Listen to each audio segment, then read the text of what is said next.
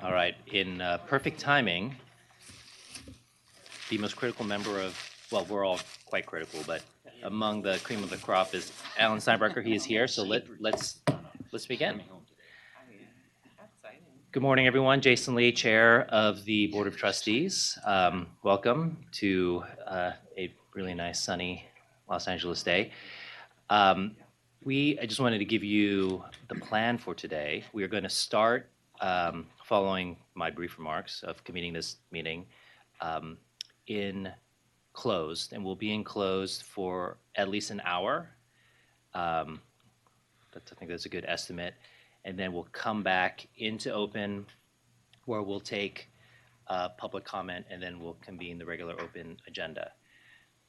So my question is, do we need to do roll call, then go into close, do roll call? Okay, so Sarah, if you could take the roll call. Broughton. Here. Chen. Dela Cruz. Dellin. Here. Duran. LeBron. Here. Manning. Here. Mendoza. Here. Pertula. Here. Selig. Here. Stallings. Steinbrecher. Here. Okay.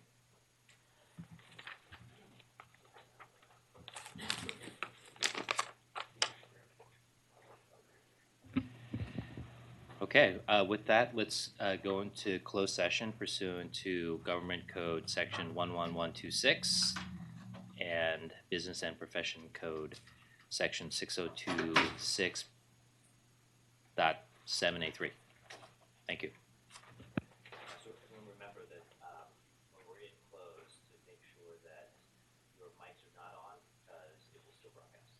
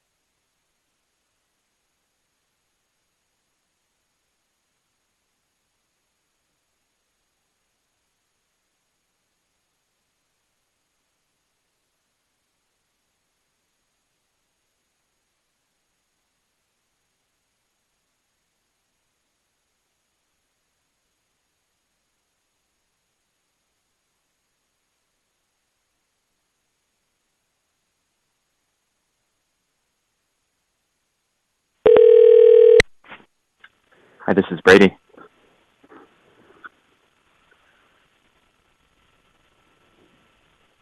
Can you all hear me?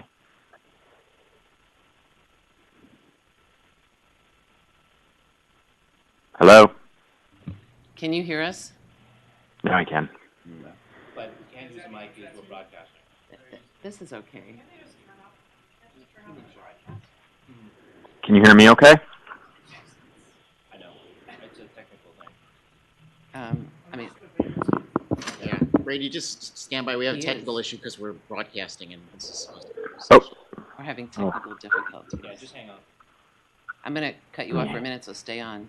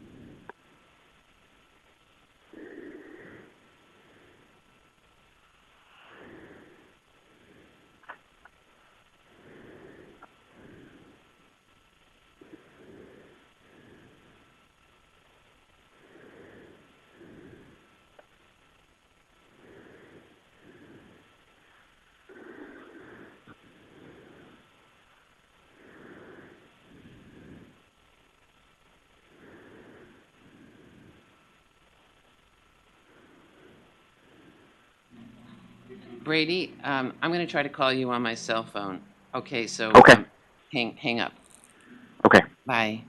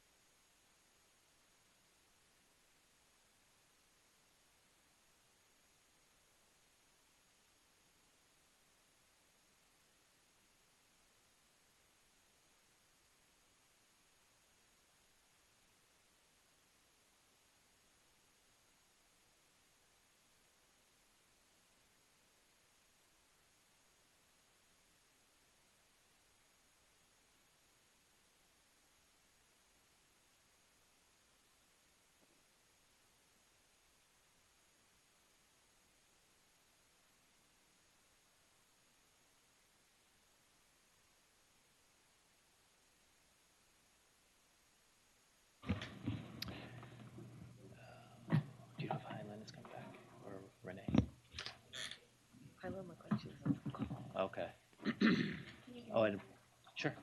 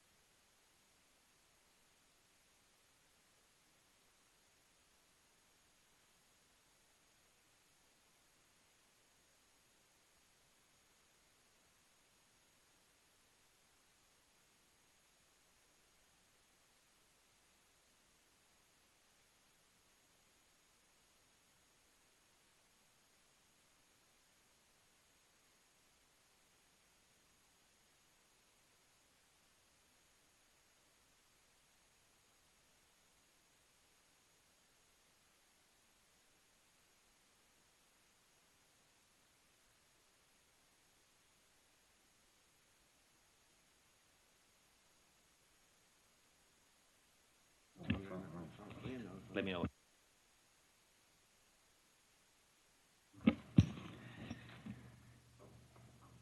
Hello, everyone. It's Jason Lee, Chair, Board of Trustees. Welcome. We are now continuing on in open session after spending about 2.5 hours in closed. I see everyone out there. Thank you. Thank you for joining us. Sarah, if I could get the roll call. Broughton. Here. Chen. Dela Cruz. Dellin. Here. Duran. Here. LeBron. Manning. Here. Mendoza. Here. Okay. Bertula. Here. Selig. Here. Stallings. Steinbrecher. Here. Okay. Thank you. This is a call for public comment. If there's anyone out there who wishes to make a public comment, we did receive, I see one gentleman about to stand up. We did receive a public comment in written form relating to item 704, which is the report on the fee increase need, and we will read that when that item is up. But if the gentleman who was standing up, if you come on up, if you could introduce yourself and state your name, and if you could keep your remarks to about 2 minutes, that would be appreciated. And make sure you turn on the microphone as well. There we go. Good morning. Board, my name is Daniel Gus. I write a corruption column for City Watch LA. I occasionally guest host a news program on the radio here in Los Angeles. And I've written several articles about issues at the bar. For 2 years, I've been trying to get public records that for some reason Ms. Wilson's office has withheld. I'm trying to find out on what dates did every attorney working for the board, including this board, but every attorney who's employed by the State Bar of California, on what dates did they take mandatory continuing legal education? And for some reason, Ms. Wilson's office has withheld these records from me. My understanding, as exemplified by Ms. Wilson's own activity, is that when the MCLEs come up, your own executive director goes on inactive status during the entire course of her career. And I'm trying to find out on what date did she last take the MCLEs? And did she ever take the MCLEs? This is public record. It's a quasi-government agency. Why are those records being withheld? It's the State Bar of California, and I'm a journalist. Why are these records being withheld? Your own executive director does not appear to have ever taken MCLEs.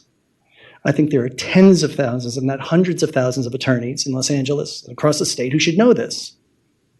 And by the way, just in case anybody's watching on the web, my email address is thegusreport, with 2 S's in Gus, thegusreport@gmail.com. I believe I'm entitled to see the record of every attorney employed by the bar and on this board, on what dates did you take the MCLEs? Do I have to file a lawsuit and draw more scrutiny to this? The Times won't write about it until I do, and I've been trying to do this. Is there anybody here who can tell me why I can't have these records? Another person I'm trying to get the records on is a bar employee by the name of Kevin Taylor.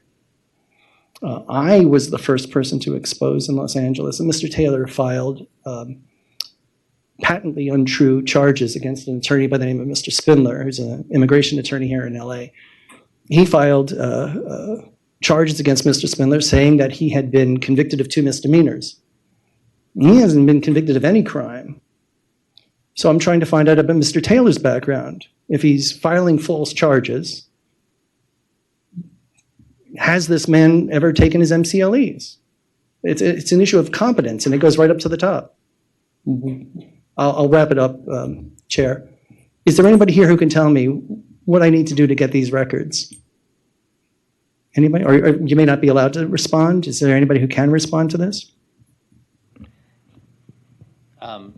So I'm gonna say that given that there appears to be a pending request, the board is not in a position to respond, but it sounds like you're in the process of either the request or its denial. Is that right? I have not received any response. Okay. So then in which then... After 2 years. Got it. So I'm not sure this is the appropriate forum, given that you have already submitted a response to continue engaging. 15 seconds. Would Ms. Wilson pledge in front of her peers? Would she pledge that those records be provided to me within 10 days, right. Ms. Wilson? Sir, this is certainly then not the right forum for this. Okay. Then I just want you to know what it's like, and eventually I'll get the records, but it's unseemly for the people who oversee discipline for the entire state, all the attorneys in this state. I want everybody who's watching on the web to know that the bar is withholding records, that rules that they have to live by, your own executive director doesn't appear to be living by. And so if I have to file a suit for that, it's pointless and unnecessary, but Ms. Wilson will not provide the records. It's very clear she won't even respond to that. Thank you for letting me speak today. I appreciate it. Take care. Thank you for your comments. If you could, I see another gentleman stepping up. If you could identify yourself and keep your remarks to about 2 minutes. Thank you. Yes, thank you very much. My name is Brian Roars, state bar number 123619. It's such an easy bar number to remember, starts 123. Parenthetically, let me say that I still have all my MCLE certificates, and I am in compliance, and Anyway, so I'm here to speak on the mandatory insurance proposal that will be coming up in front of you shortly. And I have read all of the public comments that were provided by attorneys. And what was interesting to me was that 78% of the attorneys said they were not who responded and provided public comment were not in favor of mandatory insurance. But what was more interesting to me were the comments that they made. And some of the comments that they additionally made were the bar should do an analysis to determine if such a thing is, quote, in the best interest of the members of the state bar. Or someone said, quote, our state bar, close quote, or my dues, or instead of a professional supportive guild, they're focusing on blah, blah, blah. Or they said, the bar should be a professional supportive guild. And just the last one I'll read is, although it's popular to talk about how the state bar's primary mission is to protect the public from attorneys, there is at least an equal need to protect attorneys from certain of their own clients. And so really what my comment is this is, I'm licensed in Illinois also, and in Illinois there is the Illinois Registration and Disciplinary Commission, and then there's the state bar.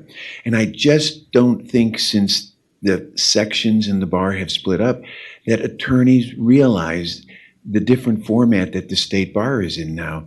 And my suggestion is you change your name and become something like the California Registration and Disciplinary Commission, and then have CLA become the state bar. I just spoke with an attorney this morning who's with a large Los Angeles office. Is there any other kind of office in Los Angeles than a large Los Angeles office? Anyway, and what he's doing in his office is contacting whoever the power that be there to say, the 500 plus attorneys in our office all list themselves as a member of the state bar, and they need to change that and say they are licensed by the state bar. And I talk to attorneys all the time, and I would be dramatic if I said no one knows, but very few people realize the mission of the state bar, which I would say is in addition to the bar exam and that, but is to provide access to justice and to protect the public. It's not protecting attorneys anymore. And so I think you should consider a name change. I know there's some statute or constitution, there has to be some sort of change, but I would just recommend that, and I think it would be healthy. When I receive, an envelope from the Illinois State Bar, I joyously open it up, and when I get something from the Illinois Registration and Disciplinary Commission, I'm much more careful to open it up. So that was all. Thank you. Thank you. Is there anyone else who would like to make public comment? I see someone standing up. Please introduce yourself and keep your comments to about 2 minutes. Thank you. Thank you. My name is Al Hernandez. I'd like to thank you for this time allowing me to speak, and I also would like to thank the Mandatory Insurance Working Group for the hard work that they did. They did put in a lot of time. As I said, my name is Al Hernandez, and I'm an insurance broker. I've been an insurance broker specializing in legal malpractice insurance, helping law firms and lawyers for almost 30 years now. And in that time, it's always, we've seen hard markets and we've seen soft markets. It's been cyclical. The last crisis hard market was in the late 70s, early 80s. That's when Lawyers Mutual was created. That's when the State Bar implemented a State Bar endorsed program. And in all that, during all that time, the open model works. It has worked for quite some time. The Lawyers Mutual and State Bar has been continuously writing since then. The captive model does not work. There was much information provided about the captive model and about how when the captive model was presented at the Mandatory Insurance Working Group meeting, it seemed like the people that were presenting, the presenters, were not in favor of it, didn't think that it would work. In fact, the expert on the captive model said that it would fail, that if there was no crisis, that it would fail. So I'm looking at my notes here. Okay.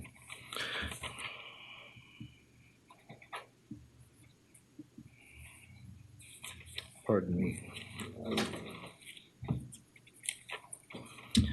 I want to say that the Mandatory Malpractice Group did an excellent job in putting things together and discussing, but I just think that they had quite a task to do, a Herculean task to study the issues regarding malpractice insurance, mandatory malpractice insurance, in an effort to protect the public.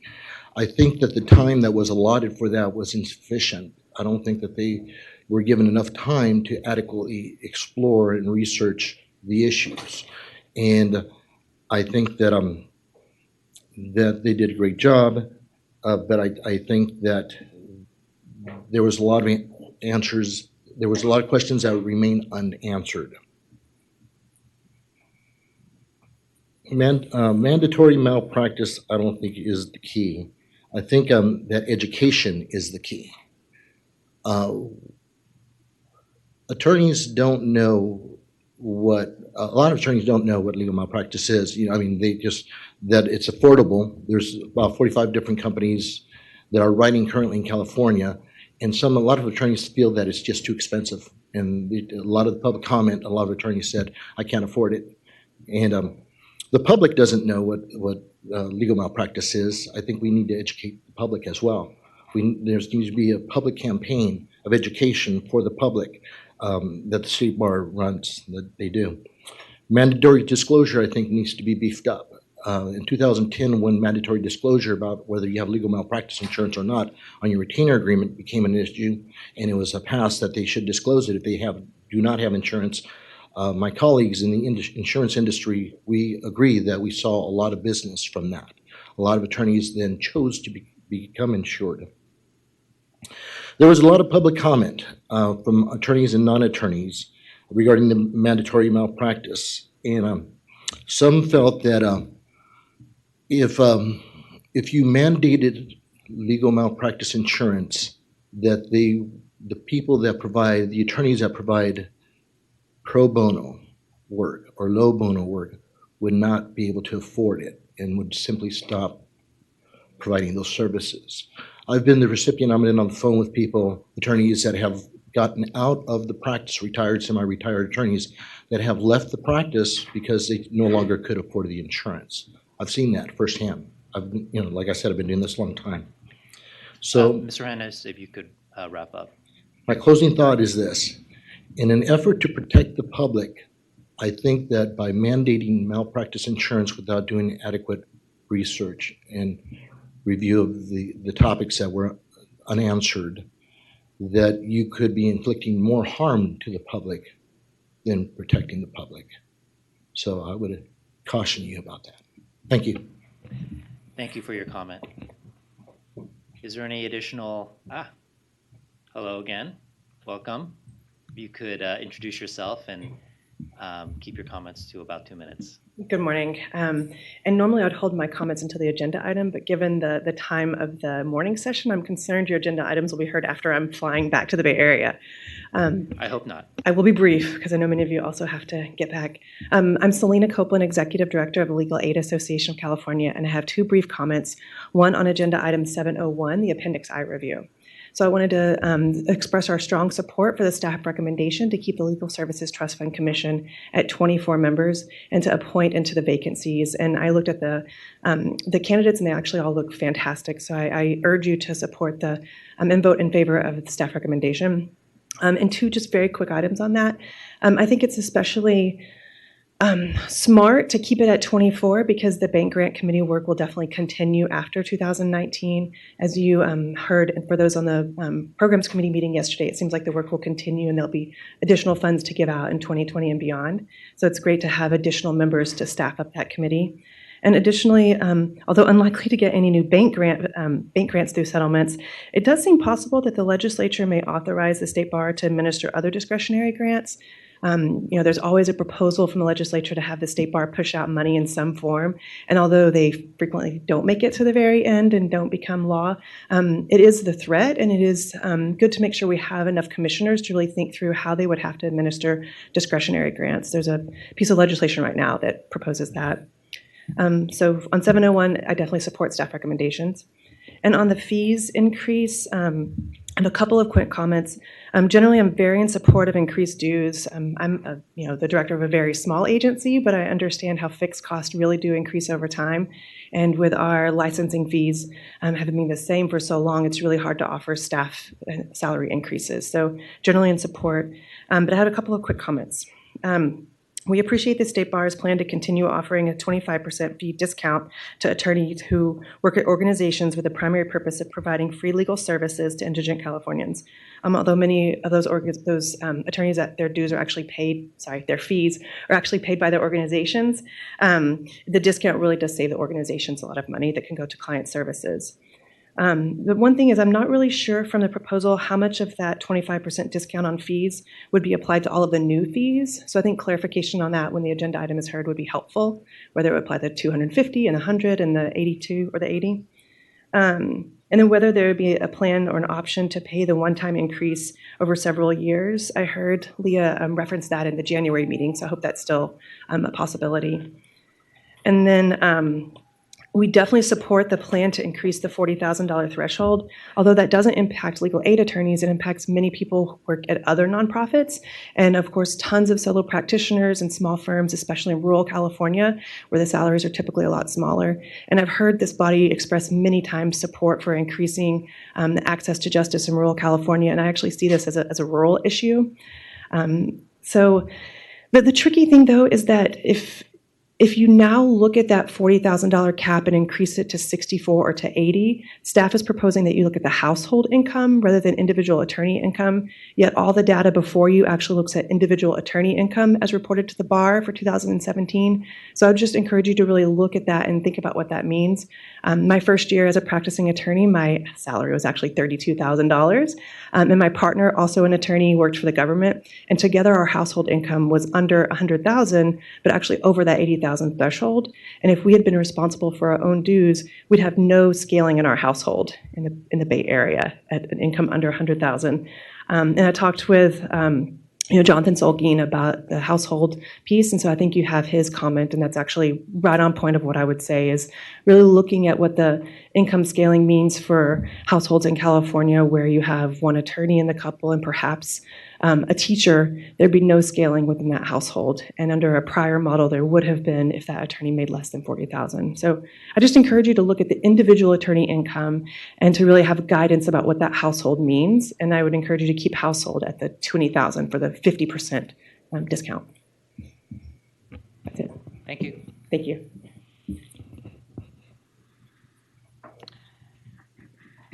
We are continuing on our public comments. If you can introduce yourself and keep your comments to about 2 minutes. Good morning. My name is Tristan Buckley, and I'm going to respond to, I believe you indicated that the subject was the fee increase.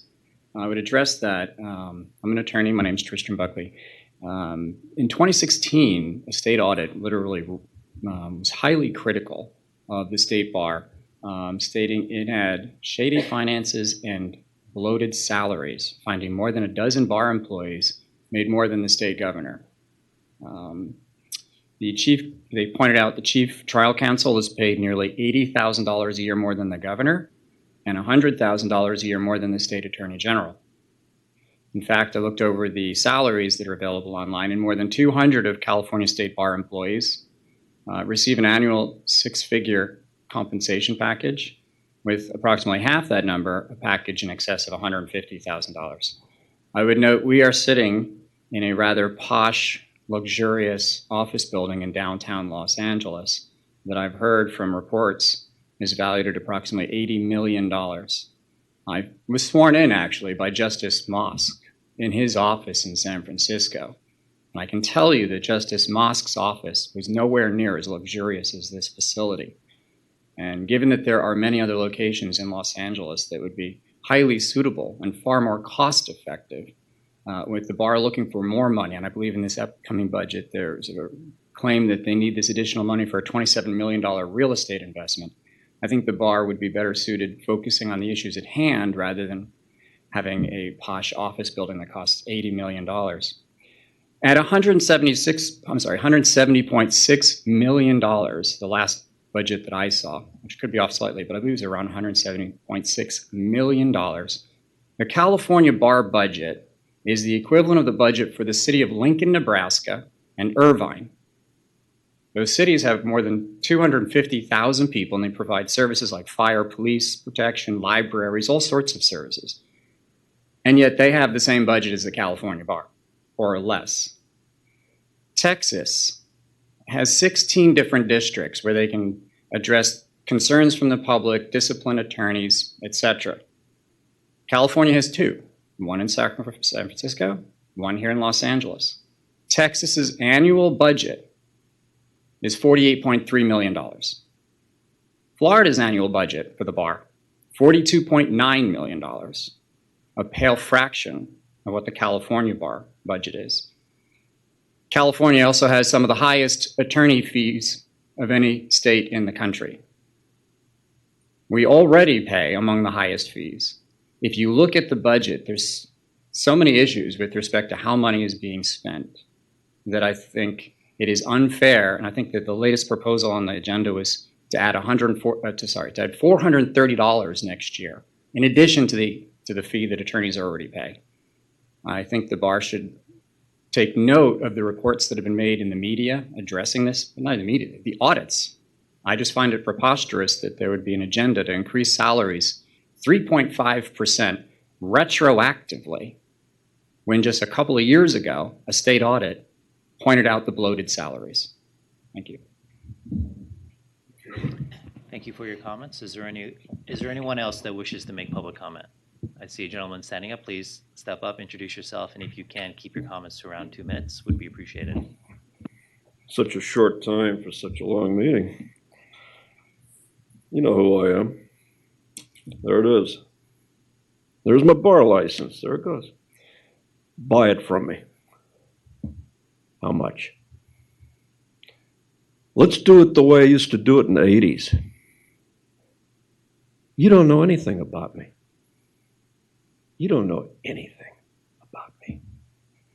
And what it took to get this. How I had to turn my life. This turned my life around.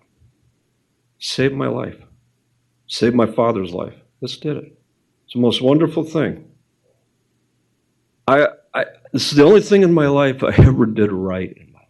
Everything else is disaster except this. This is, but you want it. You got to buy it because I earned it. And I earned it the hard way. A very hard way. I had to change my life. I had to change my behavior. I had to become a civilized human being to get that. And I did it. But you did something 2 years ago, and you wanted it. So you manufactured a bunch of garbage, and you know who did it. And you know what's happening. That's why the FBI's at City Hall. You think they care about Jose Weezer? Oh, by the way, he's got a bar card too. And his wife, she's got a bar card too. But you're going to let them keep their bar cards even after they're in federal prison. You'll still let them have a bar license. Oh, but not me. No. No. You got to have to take this, right? You don't understand something, man. So I'm going to try to explain this as civilly as I can. Everything in life has a price. Everything is for sale. And I'm a very reasonable man. All you have to do is buy it. And you'll have it. And I'll leave the state of California and I'll never come back again. It's as simple as that. But you don't want to do that, right? So we have to play games. Games and more games. And you played with Carmen Anthony Trutanich's bar card, didn't you? Sir, if you could wrap up. No, what I have to say here is far more important because you tried to take Carmen Anthony Trutanich's bar card away. For 19 months, you put that man through hell. 30 years of his career, you tried to go back. And he won. 19 days after I filed my lawsuit against you guys, his charges all of a sudden were dropped by the bar. So you see, we all have to do our business. You're not doing your business. And now you brought them into City Hall and Mike Fuhrer into the FBI and the city council into the FBI. And then they got one of your guys to stick their toe in that dirty LA City Hall water. And that's why you got involved. You got involved because somebody that you trusted told you it's okay. We can do this. And then Mr. Spindler will drop the lawsuits against the city council. He'll go away and maybe we'll get lucky and he'll have a stroke or somebody will run him over. Yes. Sir, your time You is see up. that? Your time is up, sir. My time is up. This is the big moment. This is the big moment. This is the most important person you've had in front of you in a long time. The most important person you've had. So ask me a question. Yes. Ask me a question. You got to have a question to ask me. All right? You've got to have a question, right? You Sir, got to have sir, one question. Your time is up. And that's it. 2 minutes. 2 minutes for something this important, and you don't want to hear anymore? I had another thing. Sir, your time is up. Okay. Anyway, you go back to your little thing you're doing, and I'll go back to my little thing, and I'm going to tell you something. See, you can use force, but force means nothing. Real power is something you take, and that's what my grandfather taught me when I was 9 years old. You don't have power you took. So, I appreciate your time. I really do. Is there any other member of the public that wishes to make public comment?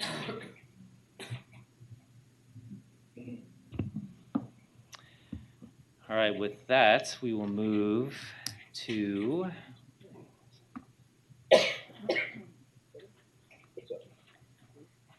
the next item on the agenda is the minutes.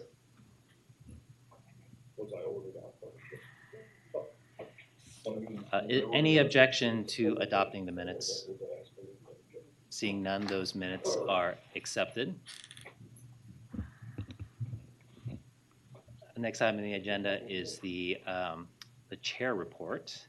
And I'll just be very, very brief given the time. I didn't want this moment to pass in the sense of the work that the staff has done and we have done in the last several months that has formalized our strategic plan to align with our mission. And in today's board meeting, we will have formalized both our mission on diversity as well as access to justice and work that has that reflects many months of intensive soul searching amongst all of us here. And I didn't want the moment to pass. It is a significant achievement, and I'm proud to be a part of a body that has taken in this type of work and has incorporated the roadmap for us and for the generations following us.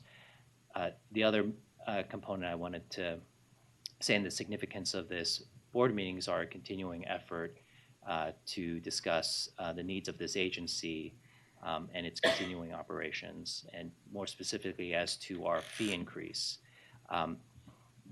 You know, over the last couple of weeks, we have been analyzing how we can best burden what is a significant ask for lawyers to pay to be licensed in this state.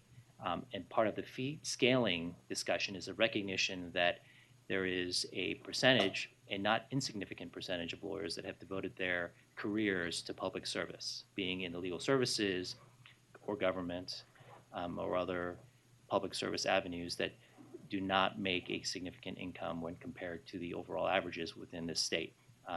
The vast majority of lawyers here make over $100,000, and I think it is entirely fair and appropriate that those lawyers bear the burden of that fee increase, or a proportional burden of that fee increase, to assist the lawyers that have dedicated their careers to public service. So with that, I will turn this over to the ED report. Okay. I similarly have very brief comments to make.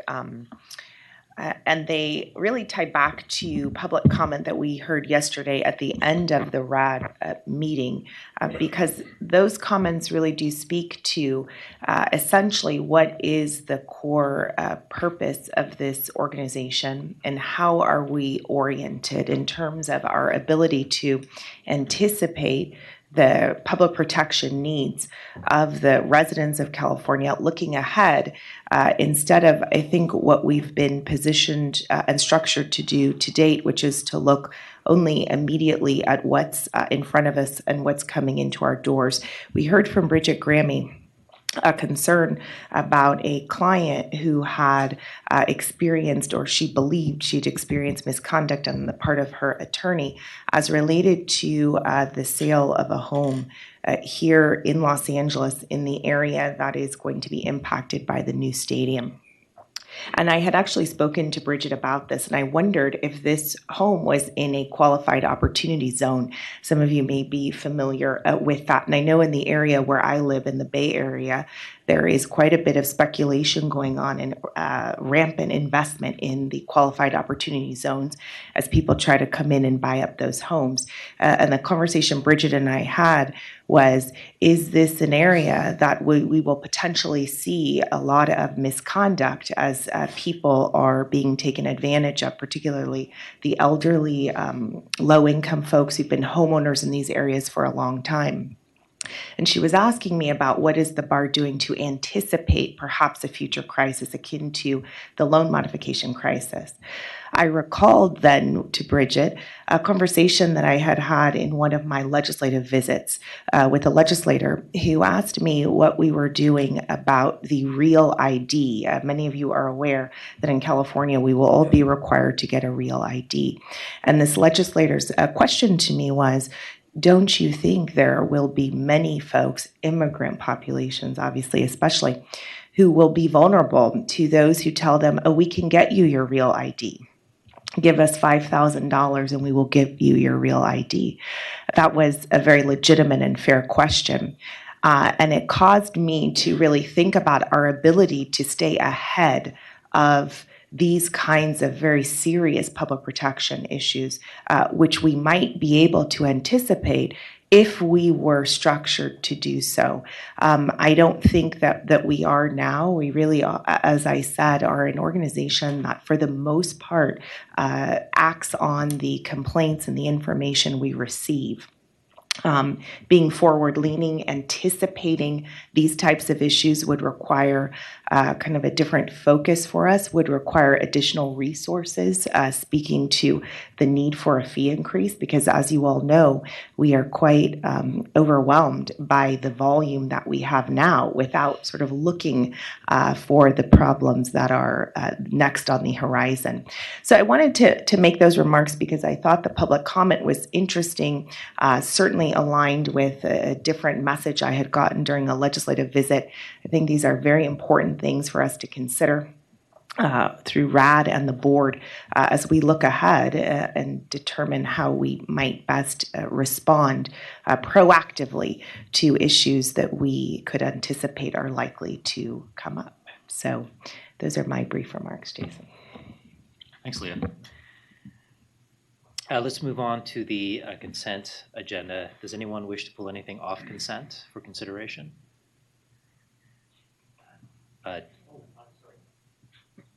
Yes, Jason. I'd like to pull off item 50-1, the internet service provider contract with AT&T, for the purpose of abstaining because my law firm represents AT&T.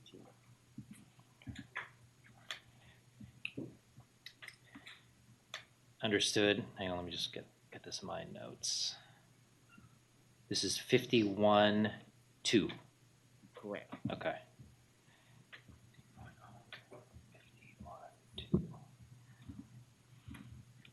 So with the exception of 51-2, any objection to substituting the roll call with the consent agenda?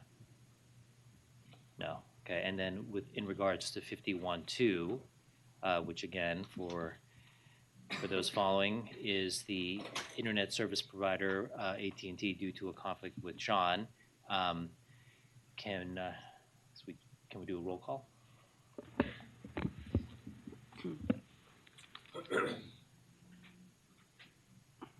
I think we need a motion and a second. Sure. Joanna with the motion.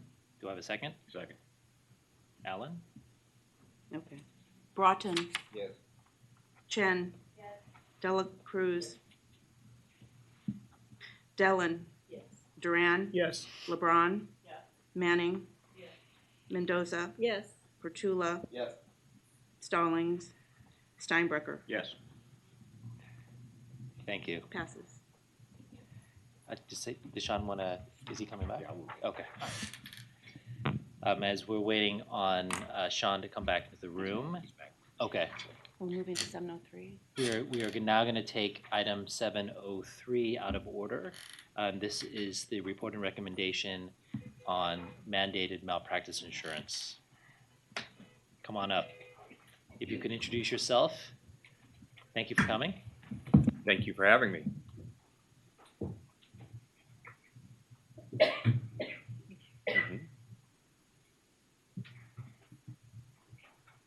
Thank you, Chair and trustees. My name is Randy Miller. With me here, you all know Linda Katz. And I want to thank you for the opportunity to discuss this agenda item, the Malpractice Insurance Working Group study. As you know, I think we all have to start out with my comments are brief, so I'm going to say my comments are brief. We'll see. As you know, it was 2017, we had legislation and the bar was tasked with forming a study group to assess questions focusing on attorneys' errors and omissions insurance coverage in California. The questions related to the advisability and feasibility of mandating insurance for all licensees, as well as related questions about rules regarding disclosure of the lack of insurance, the insurance marketplace, and other measures to protect the public. Malpractice Insurance Working Group was formed a little over a year ago, starting with my appointment then with bar leadership and staff, appointment of the members of the working group, 17 in all, including Mr. Duran and Ms. Mendoza that are here today, representing a broad spectrum of California stakeholders on these issues.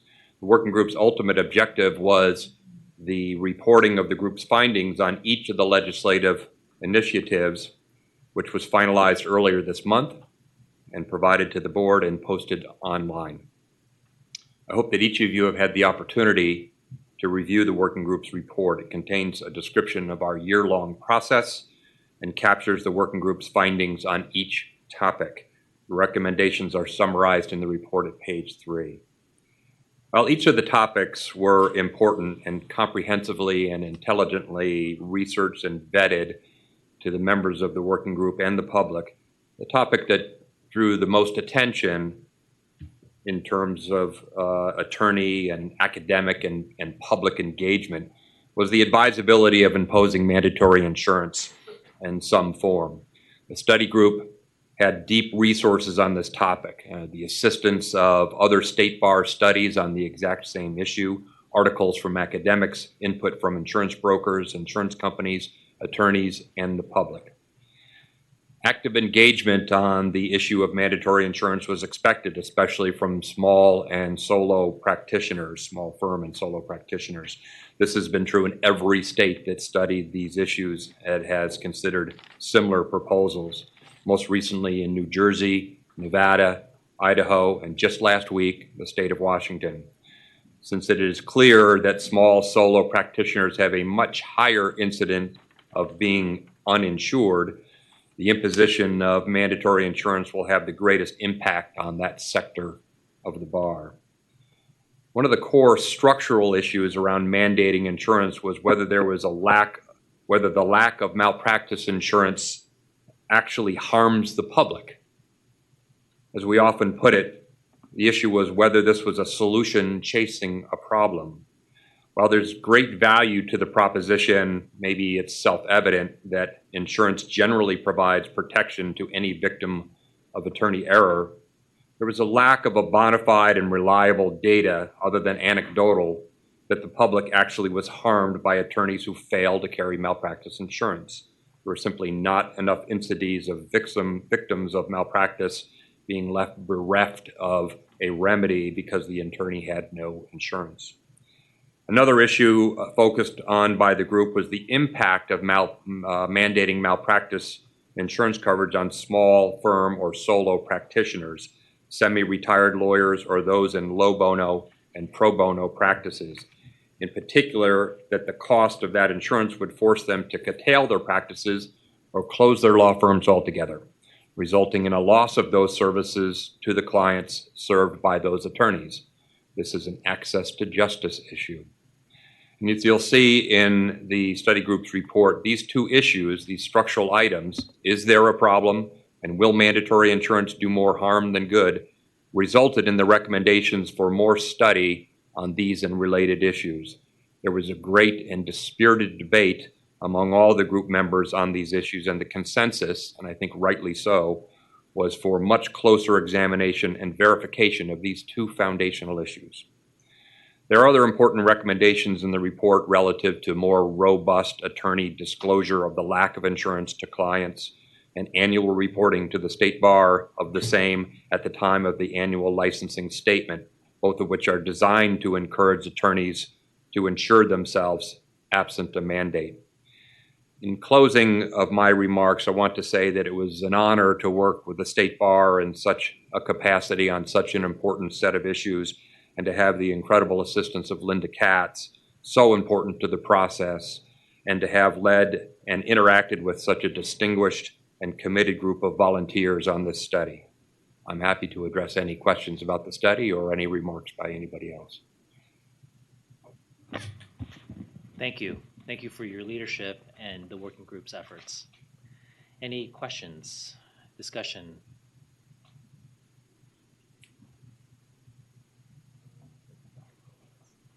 Particularly the two esteemed trustees that served on the working group, Joanna or Ruben. Which we were very happy to have. Randy did such an excellent job summarizing. I'm really not sure how much I can add, other than to reiterate his points. I mean, everyone is most concerned about whether or not we would recommend mandatory malpractice insurance. And I think the group was uniformly in agreement that we don't know the scope of the problem and we don't know how it would impact access to justice going forward. And I think the divide came more with those who wanted to go ahead and recommend it and then confirm that there's a problem, and those that wanted to wait and find out, get the data before any recommendation was made. It was a very spirited group, as he said. There was definitely a divide amongst those on the group, but no one could disagree with the fact that we just don't have any hard data at this point on the two very important issues: how the public is being hurt now by those without insurance, and how they might be hurt going forward if we imposed it. The only thing I'll add is my own personal thanks to Randy and Linda and Joanna and my colleagues on that working group. This is probably the third person to say it was a spirited debate and a robust discussion, and that is absolutely true. I personally learned a lot about the industry and how my fellow lawyers in the state view this important issue. I'm lucky that I am provided insurance by my employer. But it was instructive and enlightening to hear from solo practitioners and folks in small firms who don't have that advantage. And I will just reiterate Joanna's point, and that is there was not, in my mind, enough hard evidence to support recommending to this body that we recommend to the legislature a mandatory requirement. And for me, as I debated the issues with my colleagues and as I thought about what was being presented to us, my concern was that really there were compelling arguments from lawyers who service at-risk populations and low-income people, saying essentially, this is an access to justice issue, and it falls against access to require this because I just won't be able to service as many clients or any clients. And to me, that was compelling. So Randy, Linda, thank you very much. Thank you. I'm going to add a little bit. Ruben and I have both looked at the staff memo and the recommendations going forward, and I believe we're in agreement on asking staff to pursue the things that are left out there, the research that still needs to be done, and to come back to us in July with some idea of what some of these things might cost and would involve, but that there wouldn't be any actual action today other than accepting the report and asking that it be forwarded on to the legislature and the Supreme Court, as we're required to do by the end of the month. But there is some follow-up we agree we need to consider, but we need to know more information about what that would involve as far as state bar resources before we can do it. So we've asked for staff to come back in July. Concur with that. Thank you. That was going to be my question. Any other further questions or discussion? If not, could I have a motion? I did want to share with the board, as you know, we did launch the new survey with the on the My State Bar profile. We have had, I think, 66,000 attorneys respond so far, and there are questions regarding malpractice insurance, whether or not folks have it, and we're asking people that don't have malpractice insurance questions about the provision of pro bono services, low bono services. So really trying to get at the first question, is there a connection between sort of access and insurance? The other question is much more challenging, as those that were on the working group know, figuring out, is there an actual harm to the public caused by the failure to have insurance? But on the first question, we'll have some data fairly soon to share. I move the recommendations. That's Alan with the motion. I think Josh had the edge there.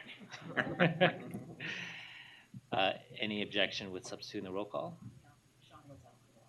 Okay, so let's do the roll call. Broughton, I was out for a portion of the discussion. Can I vote? You can vote if you feel comfortable. Yes. Chen, De La Cruz, Dellin, Duran, Yes. LeBron, Manning, Mendoza, Yes. Pertula, Yes.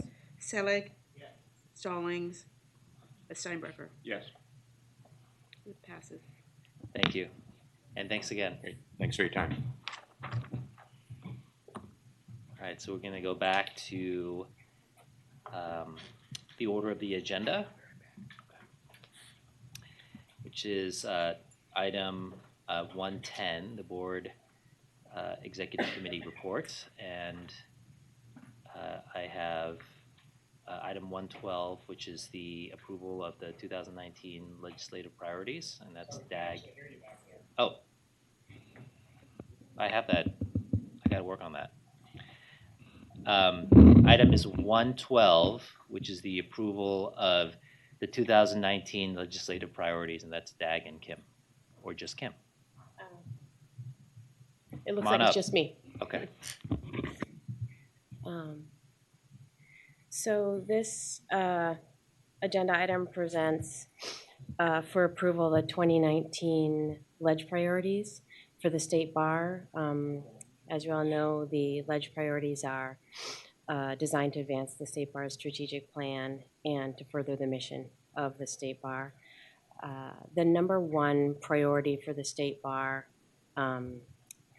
ledge plan this year is to secure an increase in the annual licensing fees. As you all know, it's been stagnant for over 20 years. It forms the largest portion of the state bar's operating budget. And the state bar needs it to needs the fee increase because it's currently working under a structural deficit. The remaining priorities can be broken down into substantive and technical or non-substantive. The substantive proposals, there are three. All three contain and also contain a technical part of the amendment. The first one would repeal the Governance in the Public Interest Task Force because the work of that task force has been completed, basically. It also contains an analogous or a cleanup proposal if it's not repealed. And that cleanup would be related to the appointments relating to both elected members and also a little bit of a bigger discussion on the composition of that task force. The substantive proposals would also clarify the state bar's responsibility with regard to coordinating civil pro bono civil legal services to veterans and their families. that proposal also has a technical side, which would clean up this language about a survey that the bar has already completed. And the last substantive proposal would repeal a statute prescribing a process for licensees to an initiative process for licensees to propose new rules of professional conduct. The statute is based on an outdated concept of voting districts. Again, if that isn't repealed, there's a technical cleanup aspect to that. Moving on then to the non-substantive or technical cleanup proposals, one of them would repeal a statute regarding the board secretary. As you know, the board is annually responsible for selecting the secretary. It's really a management function that falls more under the in the realm of the executive director. The technical proposals would also amend and repeal 2 statutes relating to the old practice of only 1 annual meeting. As you know now, the board meets every other month, so those statutes don't really make sense. It would also amend 2 statutes dealing with the issuance of subpoenas and sanctions that have the board doing some of the functions that now the state bar court more properly does in terms of issuing sanctions and or impose sanctions and then issuing subpoenas. Then lastly, the technical proposals would amend 4 statutes that deal with appointments to the Board of Trustees to clarify the board year. They deal with terms, but they don't say when those terms begin and end.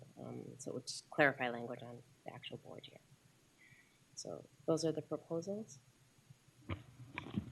Thanks, Kim. Any questions? I would, just note one more. There is one in the written materials. There's one additional proposal that has been removed, and you'll see that in the resolution. Great. Thank you. Can I have a motion? Ruben, Joanna with a second. Any objections substituting roll call? All right, let's do the roll call. Broughton? Yes. Chen? Yes. Dela Cruz? Doe? Yes. Duran? Yes. LeBron? Yes. Manning? Yes. Mendoza? Yes.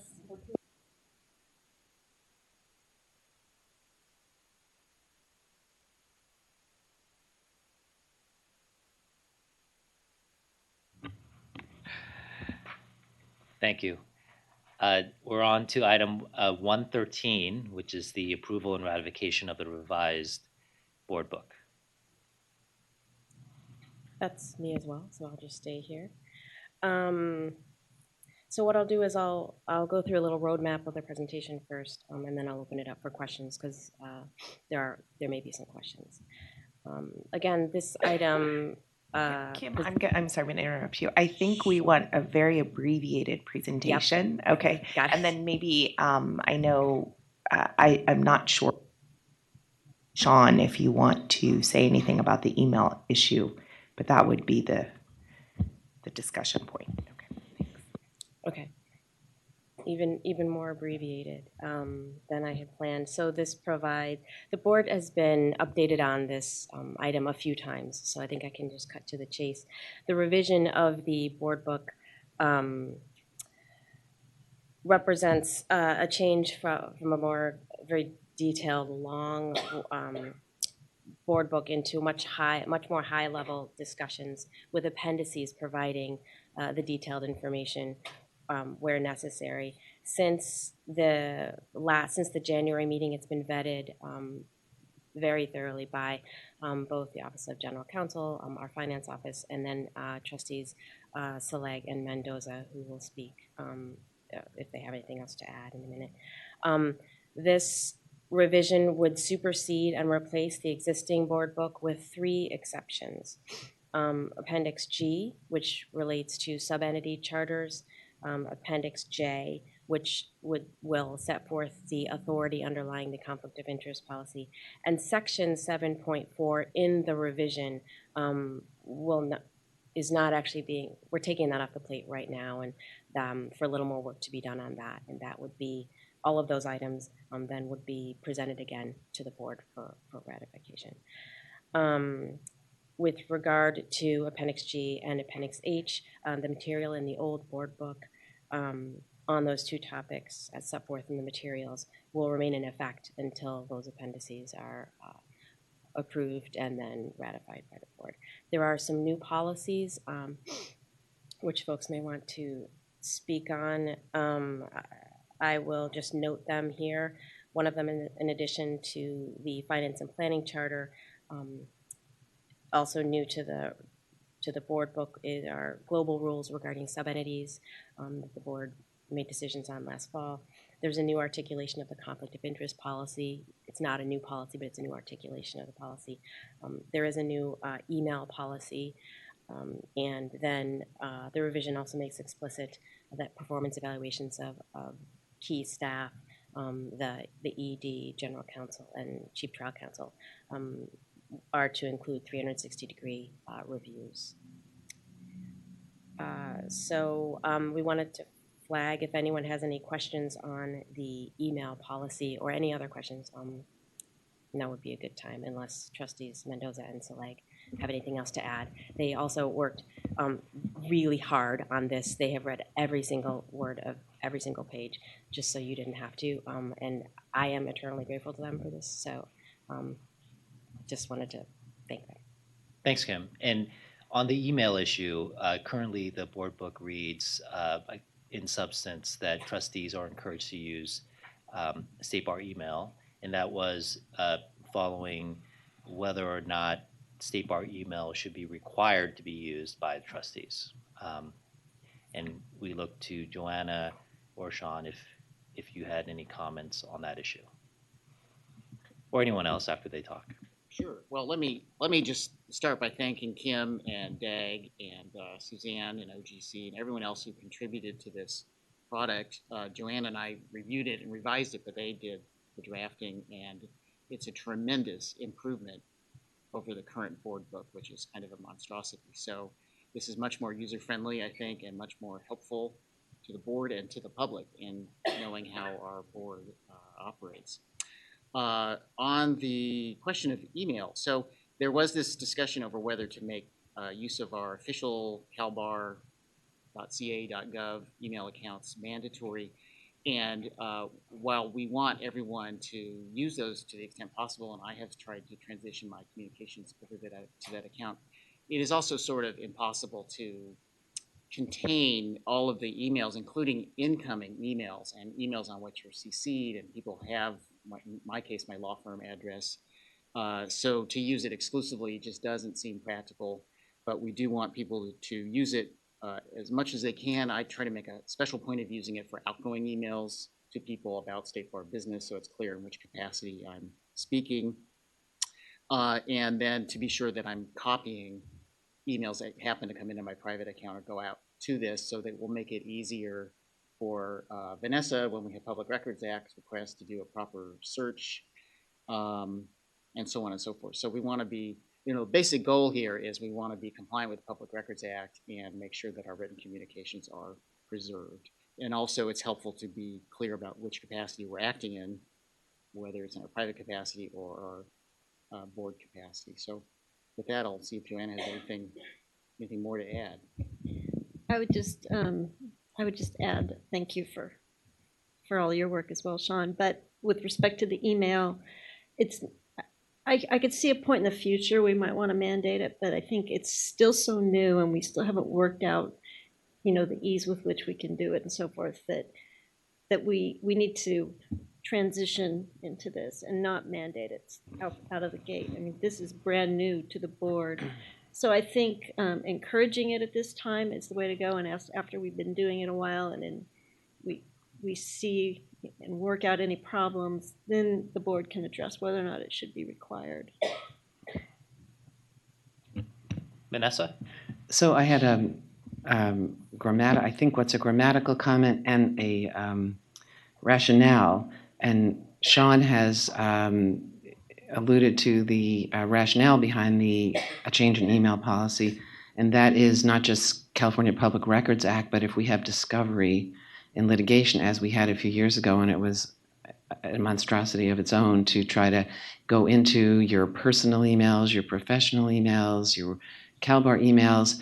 And so if you either use State Bar email addresses or do the alternative, copy or forward them to the State Bar accounts, then if I'm responding in discovery, I can say credibly, the policy is X, therefore my having looked at the CalBAR email suffices. It fulfills the requirement instead of having to come into your personal ones and invade those and go through all that. So we would, of course, love that this be one of these two become the policy. And that's why I just think grammatically one can remove the word encouraged so that the choices are either to use the email address of the bar or to, if you want to use your own non-CalBAR one, participate in the alternative and copy or forward your accounts. If the idea is that you don't have to, that the board thinks that you shouldn't have to do either of those if you don't want, then you would keep the word encourage in. Metaphorically, I would accept that as a friendly amendment. Metaphorically, because we don't have a motion yet. But actually, why don't I go ahead and make that a motion to approve this item with the change that Vanessa has requested. And so what happens to a board member who doesn't do it, fails to do it, forgets? I mean, it's in the board book, they're required. What's the consequence by doing it that way? I mean, these are all volunteers. So maybe we convene a special third day meeting on Saturday for the board member that doesn't use. and 40 lashes. I think it's a good question, but isn't that kind of true for all the obligations of small and big of the board? Not necessarily. I mean, this is very personal to the way the specific board members conduct their own business with respect to the board work. It's different than the conflicts of interest policy, where there's statutes and rules that kind of lay out how those are supposed to be applied. And the expense reimbursement, if you screw that up, you just don't get paid. Those are different. This one, it just feels different to me at this point, and I'm not ready to make that leap until we just got the option of being able to do it. So if you're wanting to still keep it permissive, then you would, I think, have to say board members are encouraged either to blah, blah, blah, or use, because it just looks like you're encouraging them to use the State Bar email grammatically. Josh? No. All right, Ruben.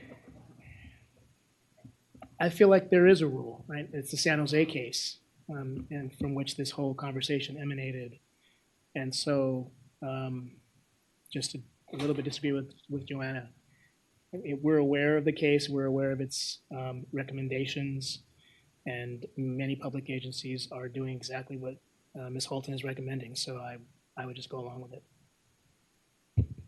But the difference is what that case lays out is the email we engage in regarding the business of the bar is subject to the Public Records Act. It doesn't say we have to use the State Bar email. So, I mean, those of us who've gone through discovery and produced our emails, it's not ideal, but at the same time, you're going to be getting emails. Well, I do. There's no perfect system, and we all recognize, we're all told what we do, not just email, but text messages. Any text messages related to the business of the bar is all subject to Public Records Act and disclosures. So, and, we haven't laid out a rule on that. The rule is, as you said, it's subject to the Public Records Act and potential disclosure and discovery. But what we're talking about is a different issue. Josh? So, there, I think you're wrong. Yeah, so a little bit of concern around the definitiveness of taking the language out. People that know me well, I've been accused of maybe not responding timely to emails. And at times, I don't know that I will forward all of them, even though I attempt to. And so I'm not really sure what's going to be read into that if someone is not forwarded appropriately. So I would think that there should be a attempt on everybody's part. But at the same time, a mandate may be a little more difficult.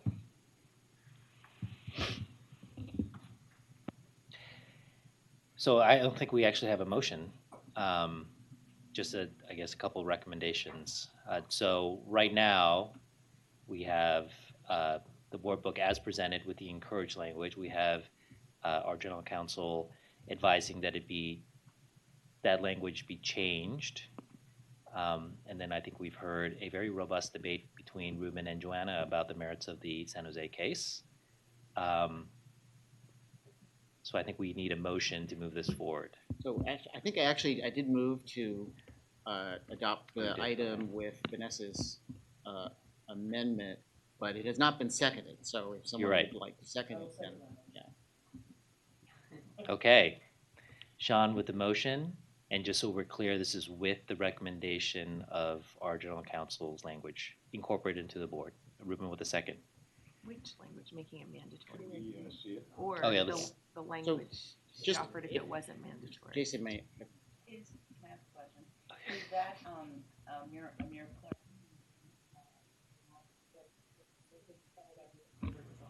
No, the motion that's on the table will actually require board members either to use exclusively the CalBAR email or to, if they use their own, to make copies, send copy or forward to their state bar emails. So you would just pull out the word encouraged on section 8.3.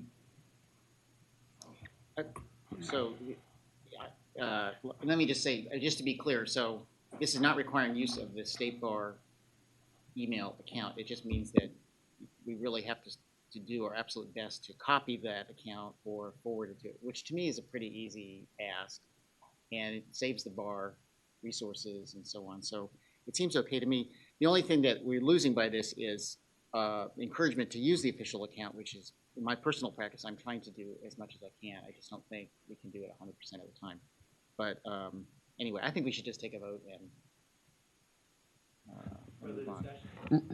No, just clarification, please. I'm not understanding completely what Vanessa said and what Sean said. I thought were inconsistent.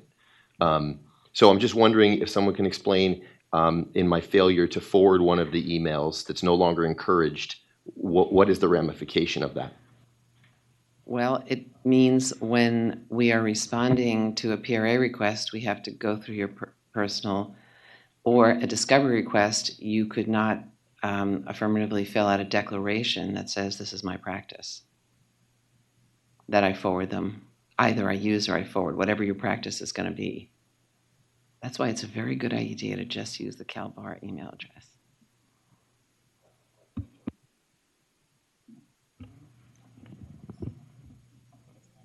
All right.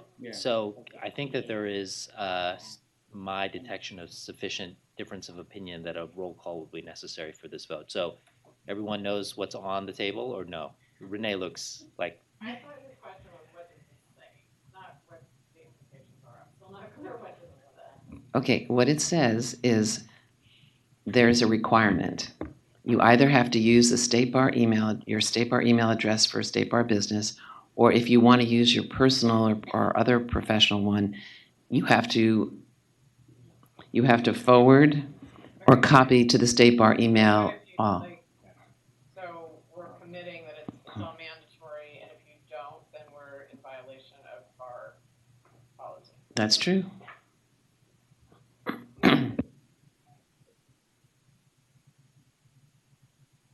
And the violation is a Saturday session that Leah just added starts at 8 o'clock in the morning. Okay. So let's take the roll call. May we articulate it though in the resolution? Sure. Because I don't think that it's captured sufficiently simply by pointing to the area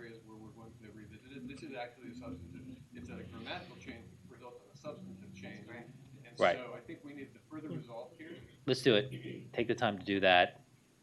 That will say that the articulation of the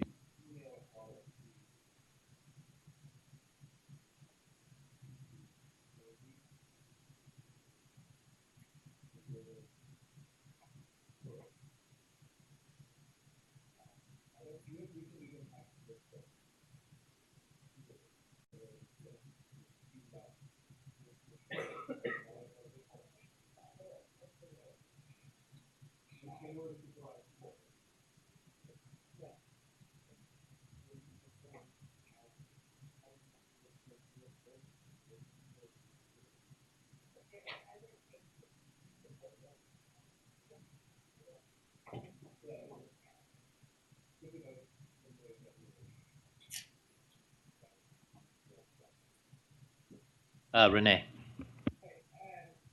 So it's a question, I guess maybe we have to wait to see if this passes first, but isn't there a way to use something stronger than encourage, but not like you have to come in on Saturdays if you don't, which I understand is a joke, but I mean, shall make, every best and reasonable effort or whatever you lawyers say, something like that, but I just don't know how you can be 100% in compliance with that, even with. I get my emails mixed up. I have 6 email boxes because I have so many organizations. You have to use this one for that, and I regularly email people from the wrong one. Let me make a suggestion because I feel like this is too much board time spent on this issue. So personally, I'm going to withdraw my motion and make a motion to approve the board book as presented. And we can continue discussing this issue and bring it back, but why don't we have more discussions offline to get this further? Because there clearly are strong views on the board, and it is a fair point that 100% compliance is probably impossible. You can do your reasonable best faith effort, but let's figure out, that's a wordsmithing that I don't think we should do at a board meeting. Works for me. So the motion on the table, looking for a second, is to approve the board book as presented. Second. All right, Sean with the motion. Josh with the Well done, second. Sean. Everyone knows what is now before us. All right. Any objection with substituting the roll call? Sean was, Sean, you have been. Okay. All right, let's hear the roll call. was that Sean and Petula first? Broughton? Yes. Chen? Yes. Stellan? Yes. Duran? Yes. LeBron? Yes. Manning? Yes. Mendoza? Yes. Petula? Yes. Selig? Yes. Steinbrecher? Yes. Motion passes. Thank you. Thank you. Thanks, Kim. Let's move on to the report from the Regulation and Discipline Committee. That's item 120 on the agenda. And that's Sean and or Alan, if there's anything you want to report. No. Okay. It's just programs. Okay. No, I was just giving them an opportunity if they wanted to say something. He wants to do more. Do you feel like you Yeah. need to? All right. So moving on to the next item, which is item 130 on the Programs Committee. It looks like 131 and 132 are up. 131. It's, oh, can you turn your mic on, Debbie? This is Debbie Manning. I think I remember Sarah said we're supposed to identify who we are. This is Debbie Manning, and Donna's going to explain the goal that we adopted yesterday in programs, which we started and worked on in the January planning meeting. Thank you. Thank you. I will be incredibly brief. Mr. Chair, as you started your remarks today, you highlighted the hard work of the board to give life to that part of the mission statement that we support efforts for greater access to and inclusion in the legal system. This agenda item puts a fine point on that statement, revising Goal 4 to reflect not just the access part of the mission, but also to reflect the importance of the diversity and inclusion part of our mission statement. We had a lengthy discussion in the programs committee yesterday and agreed on the goal statement that you see reflected on the projection today, and we ask for your support of that goal statement. Thanks, Donna. Thank you, Donna. Donna's been very helpful with this. So, Any discussion, questions? Can I have a motion? Hi, Lynn and Sonia with a second. Any objection to substituting roll call? All right, let's do it. Oh, no, we're from it. Broughton? Chen? Yes. Dellen? Yes. Duran? No. LeBron? Yes. Manning? Yes. Mendoza? Yes. Pertula? Yes. Selig? Steinbrecher? Yes. It passes. Thank you. Let's move on to item 132, which is the approval of the distribution of bank grant funds. You want to And then I think, Debbie, you're going to add a little I'll bit just about what's add, happening.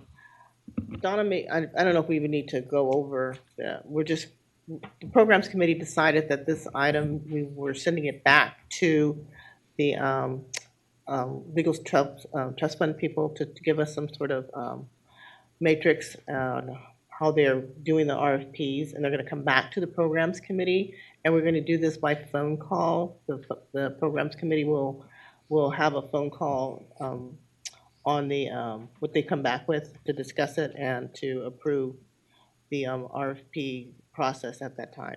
Great. Thanks, Debbie. And I think we would need approval for the programs committee to take on this work in light of the deferment on the decision of this item. Is that correct? Yes. Okay. Yes. Because we wouldn't have time for it to come back to the full board. Great. If I could have a motion for that. So moved. Okay. Sean and Joanna. And Ruben has just re-entered the building, so I guess we'll have to take a roll call. I just want to say before we do this roll call that often I bear the complete responsibility for how these meetings are run, but this time I think I will share some of that responsibility with everyone. Go ahead, Sarah. Just to make sure I captured the correct language.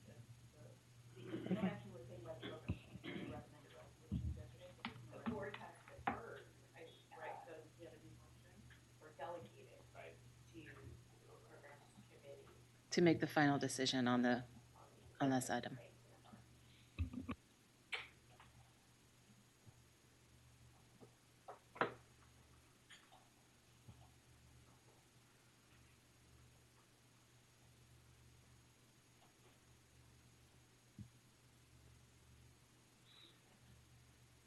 Broughton?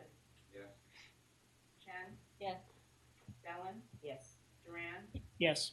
LeBron? Yes. Manning? Yes. Mendoza? Yes. Pertula? Yes. Selig? Yes. Steinbrecher? Yes. Thank you. Although there are no actual specified items for the Finance and Planning Committee or the Audit Committee, I did want to provide an opportunity for Joanna on item 140 if there was anything you wanted to report for Finance and Planning. No? And Mark for Audit. Okay. With that, let's take a break for lunch. Let me...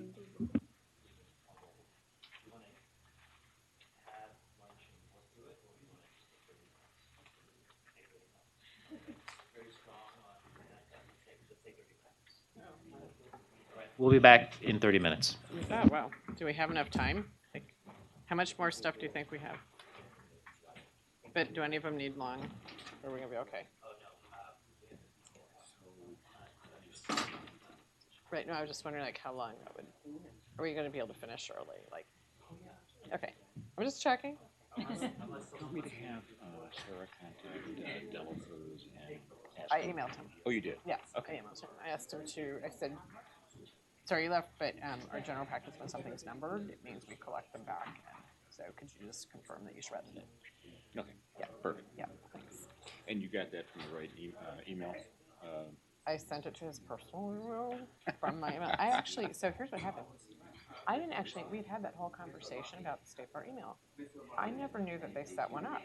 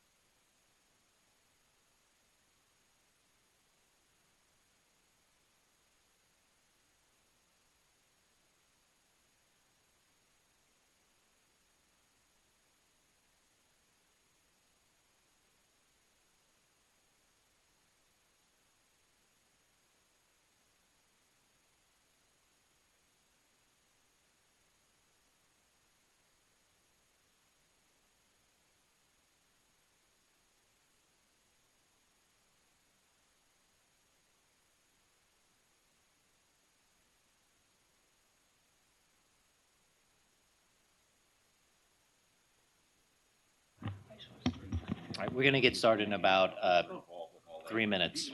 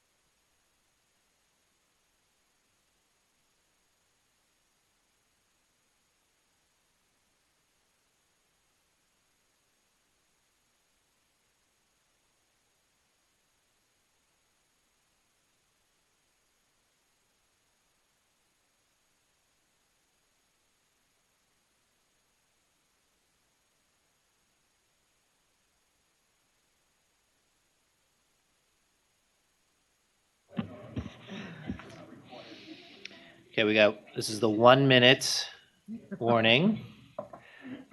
Before we get started, I just wanted to, Debbie and I had a conversation on the side about the chief giving her State of the Judiciary speech on Tuesday of this coming week. Unfortunately, I will not be able to attend because I will be out of town, but Debbie was thinking that that those who are available can come, and she's going to be there and to coordinate with her because she can try to get seats on the Senate floor.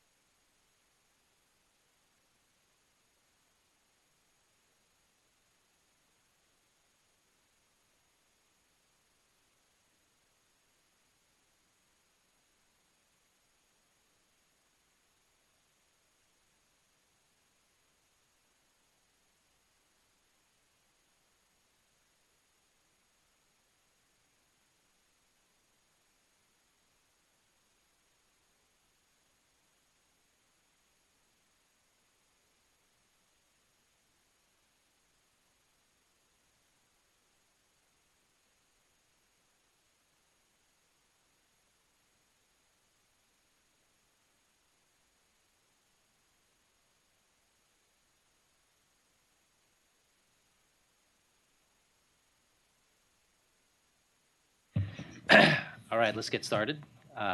Jason Lee. Again, we are now on to item 701, which is the approval of Appendix I subentity recommendations relating to the Legal Services Trust Fund Commission.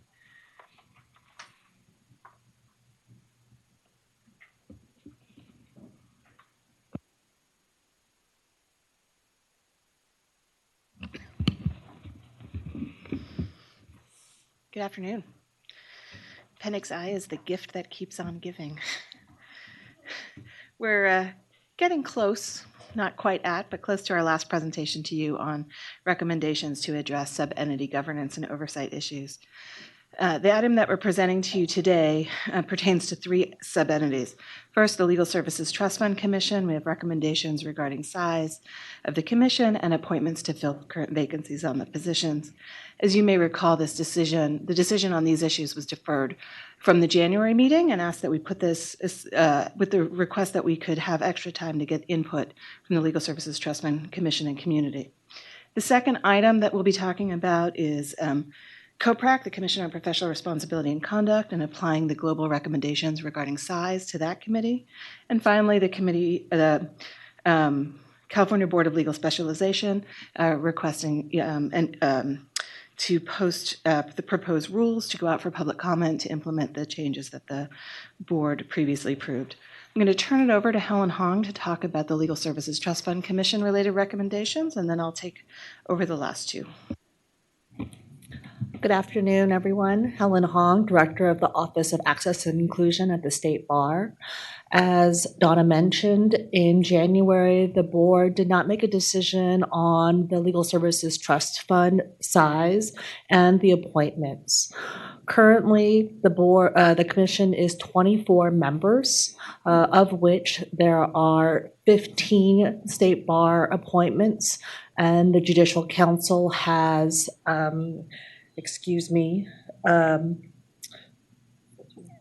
14 State Bar, and the Judicial Council has the other 10. That includes 3 advisory non-voting members. Since the meeting, staff created a functional matrix that is included in your packet that covers the main work of the commission. With that analysis, we solicited input from current and former commission members, and we looked at the main work that is the day-to-day work of the commission, and based on that analysis, we made a recommendation to reduce the size to 18 starting in 2020, with the recommendation that this current year of 2019 would be focused on codification of the current practices and policies, and understanding 1/3 of the work would actually be eliminated with the issuance of the bank RFP, since that would not necessarily be continuing on. That was discussed yesterday and earlier today. The staff made that recommendation to the Legal Services Trust Fund Commission, which did not take the vote. We also made that recommendation to the Legal Services Trust Fund Stakeholders Commission, the stakeholders, who unanimously reaffirmed its recommendation that the commission stay at 24 and that the Board of Trustees immediately refill the 7 vacancies. So with that input from the commission and the stakeholders, as well as in order to move forward and rebuild and continue working together, staff is now recommending that the commission remain at its size at 24. For that, we would recommend that 4 of the commissioners that termed off in 2008 be reappointed. 2018 be reappointed. The 2 new applicants be voted in, and note that the 1 client eligible member is still vacant. We have not received an application in over 5 years, and staff will be focused on recruiting to fill that as soon as possible. Thanks, Helen. Before the presentation continues, I am recusing myself due to a conflict, and Alan is going to take over the discussion. Thank you. Okay. Donna? Moving on to the Committee on Professional Responsibility and Conduct, COPRAC. Among the global recommendations that were adopted in September relating to all or most committees and commissions, even those that were not sort of individually subject to the Appendix I review, was a recommendation regarding size. The board set as the default size, committee size of 7, with the understanding that the committees would have the opportunity to evaluate whether 7 made sense in their particular instance. As you know, for example, the Client Security Fund Commission was established at a size of 5 as opposed to 7 because of the scope of the work that was provided after the Appendix I review. Other committees were increased to 9 or 10 positions. Staff had originally planned on recommending to the board that we do a membership size of 10 for COPRAC, but after consulting with the committee, ultimately we agreed that in order to continue to produce the high-quality ethics opinions that we expect of COPRAC, for them to continue the educational program and recommendations to the board on rules revisions and statutory proposals, that we accept a size of 12 committee members. This is also in recognition of the fact that as part of the sunsetting of the Committee on Mandatory Fee Arbitration, the board had directed that COPRAC open 2 of its slots to folks with fee arbitration background, and that the committee assume some of the responsibilities that the Committee on Mandatory Fee Arbitration had assumed. So with all of those factors together, the staff is now in agreement with COPRAC to recommend to the board a size of 12. The final item that's part of this agenda item relates to the California Board of Legal Specialization. In January, we presented to the board a fairly comprehensive packet of rules, rules to go out for a 45-day public comment to implement the September-November decisions of the board about the future operation of the sub-entities. We had inadvertently omitted from that packet and a recommendation to the board the rule changes for the California Board of Legal Specialization. So we have those before you today. Briefly stated, the rule changes that we are recommending go out for a 45-day public comment include rule changes that reflect the reduction in size that we talked about at the November meeting with regard to CBLS, that would eliminate the 11 advisory commissions, the 99 volunteers that are involved with that particular work, and clarify the work that the board had decided in September and again in November, looking at the implementation plan, clarify the vision of work between staff and the commission. So we're asking approval to put those rules out for a 45-day public comment. And with that, we are happy to take any questions. Are there any questions? Seeing none, I will entertain a motion. Moved by Joanna, seconded by Mark. Is there any objection to substituting the role?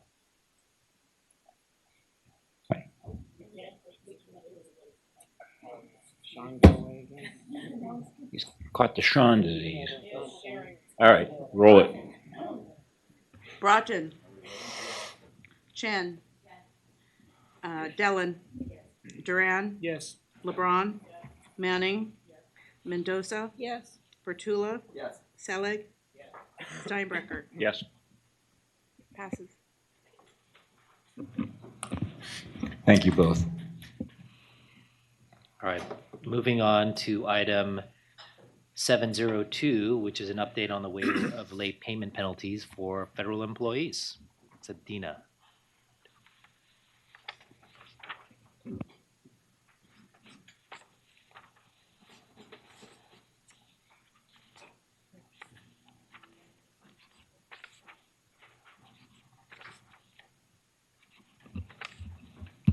Hi there. For those who don't know me, my name is Dina DiLoretto. I'm the Program Director for the Attorney Regulation and Consumer Resources Office.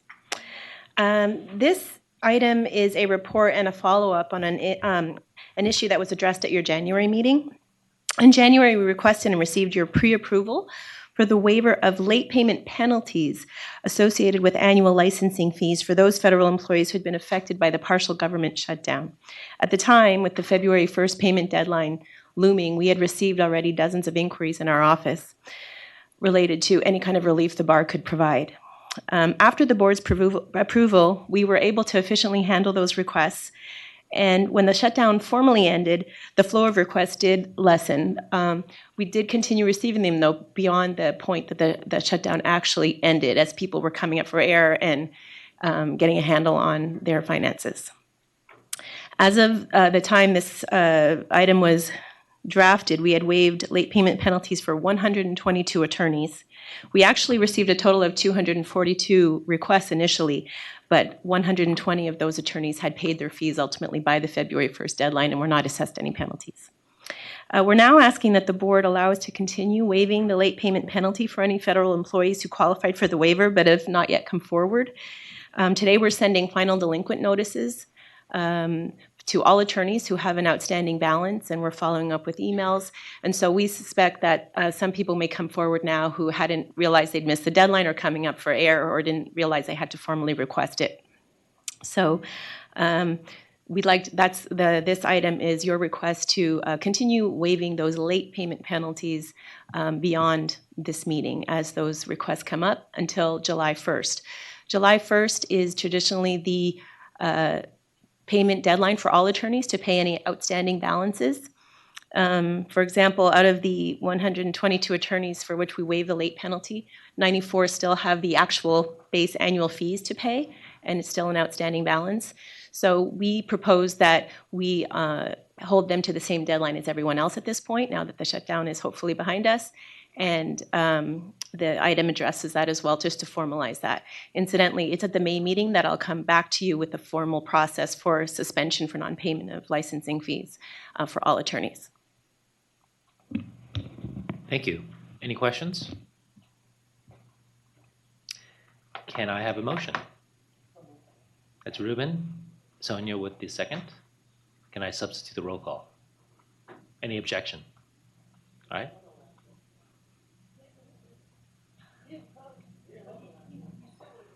I still want to vote. Yeah. Right. Yeah. All right. So does that mean so adopted? Thank you.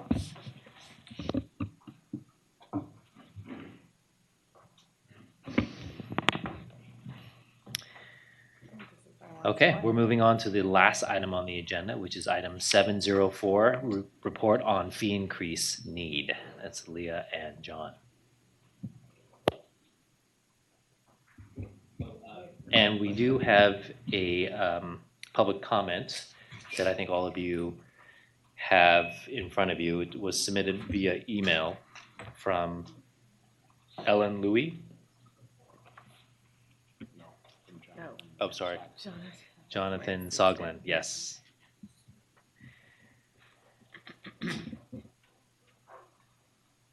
So let the record reflect that that written comment has been circulated to the board. Jason, I gave you a heads up on this. I can't participate in the discussion on the scaling issue because of the conflict that I have with that, but I do want to participate with the fee increase aspect of it. I assume we're separating those parts out for the resolution, but I just want to make sure I can stay in the room. If we can break the discussion up, my counsel here has advised me I should step out of the room if scaling is discussed. So if we can focus on one thing at a time, that would be appreciated. Okay, is that doable, Leah, John? Yes, it is. What we can do is John is going to go over the fee increase portion first, then we'll address that portion of the resolution. Then I was going to do the scaling portion of the PowerPoint anyway, then we'll go to that piece.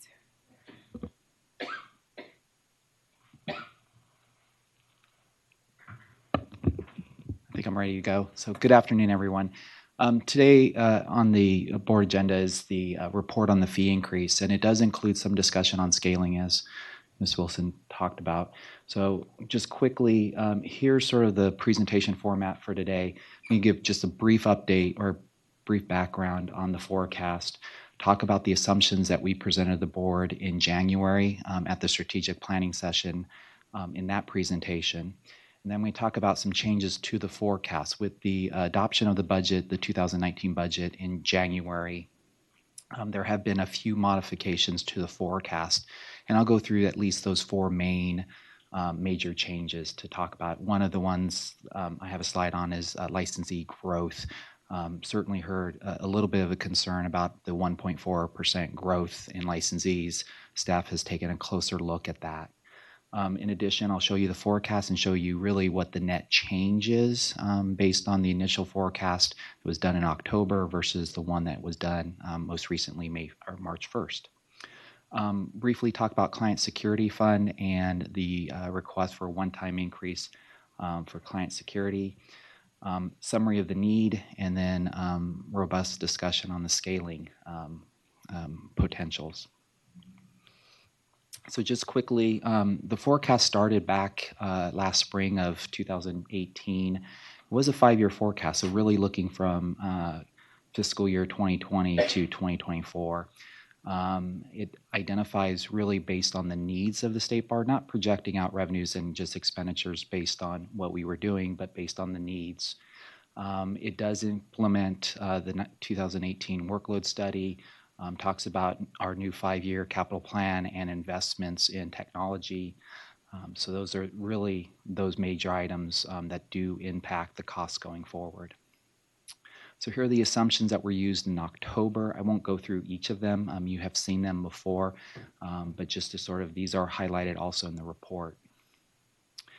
So really there's 4 major changes in the forecast. After the board adopted the 2019, we used that became the base, and the base prior was to 2018. So once we put in the adopted budget by the board, we looked individually at all the forecasts, but these were the 4 major changes. So the Office of Research and Institutional Accountability looked at really the growth in licensees. And so looking at what the growth rate is in admissions and admittees, and then really the demographics of where people at that are part of the licensees, where their age is. And so that growth projection was changed from 1.4%, which was really looking backwards, to looking forwards, which is assuming a 3% growth in law schools, and I won't go into the details of that. The projection would be 0.48% for actives. There's actually a slight decline in actives percentage-wise. The second item is rental income. So with the deferral of the improvements on the 3rd floor, staff did talk to the potential tenant, and we are in negotiations for them to actually do and pay for the tenant improvements. With that said, that would require us to provide a rental credit for them up to that point in which that TI investment by them has been paid off. That would anticipate that we would start receiving rental income somewhere in the neighborhood of the 4th quarter in 2023. Take a moment to recognize our board member, Josh Bertola, because it was your idea that motivated us to go to the tenant and ask them to fund both the warm shell improvement and the tenant improvement, the projected tenant for the 3rd floor. And to our surprise, they did express some willingness to do that. We have not yet signed the deal, but thank you. So number 3, with the deferral of capital projects for 2019, about $1.7 million was deferred into 2020. Still part of the capital plan, but deferred the year. And so that does have an impact, both on reserves and then the one-time assessment related to capital. And then the 4th and final one, with changes in accounting standards, the bar updated its OPEB valuation. And based on the changes that the board approved to go to CalPERS last year, or that was implemented last year, but was approved the year before, the annual savings projected based on the forecast from October to March is about $800,000 less in annual costs related to providing that benefit. So again, a reduction in our projected expense related to OPEB. The one thing I want to mention on number 1 is the change from 1.4 to 0.48% is approximately $600,000 less in mandatory fees that we projected. So with that, this is just a brief discussion on the licensee growth. Looking at looking at the attorney population and the ages and moving groups within, assuming 5 years goes by and then moving into different groups, looking at admissions into law schools, and then assuming admittees within the state, within the California state. We anticipate over the 5 years that the population for actives would go from 192,295 up to 196,914, which when you do it over 5 years is that 0.48% growth. So here's the forecast, the updated forecast, and really just showing you the impacts based on the changes I've discussed. The bottom line, if you look at 2020, the overall increase is $700,000 in year one, and that, if you go and look at the capital increase of 1.7, the reduction in the revenues, and then the savings in OPEB, that's how you get to that $700,000. There were a lot of other changes, but nothing. When you look at how the 2019 budget was a little different than 2018, which was the initial base, those three items were really what constitutes most of that change. So assuming that the forecast based on the needs, this is what really is the impacts when we look at how we have to increase the mandatory fees. And we really looked at this as two ways. One is, what do we need for operations? And then what do we need for capital investment? And so breaking this out into the mandatory fee and operations, it's about a 30% increase in the overall mandatory fee that benefits the general fund, which is about a $100 increase. Of course, this would be prorated. 30% on inactives is about $28. Part of the request would also be to have a CPI applied to that overall fee going forward. And this, just earlier, there was an earlier comment related to scaling, and I'll show you a table that shows that. But this, the increase would apply to people that scale. So they would still be scaling at 25% of the new fee, if that's so desired by the board. When you look at the $100, we really want to try to break this up into 4 different parts. And so we talked about the OCTC increase in staffing. And when you look at that cost, which is about $8 million to add the staffing, that was part of the 2018 workload study, that equates to about $40 increase of that $100. Parity in the retiree health is about $17. The cost of living adjustment that was agreed upon by the board with SEIU last year, that goes into effect in 2020, the impact is $13. And then the $30 is what has been really the ongoing operating deficit of the state bar for the past several years.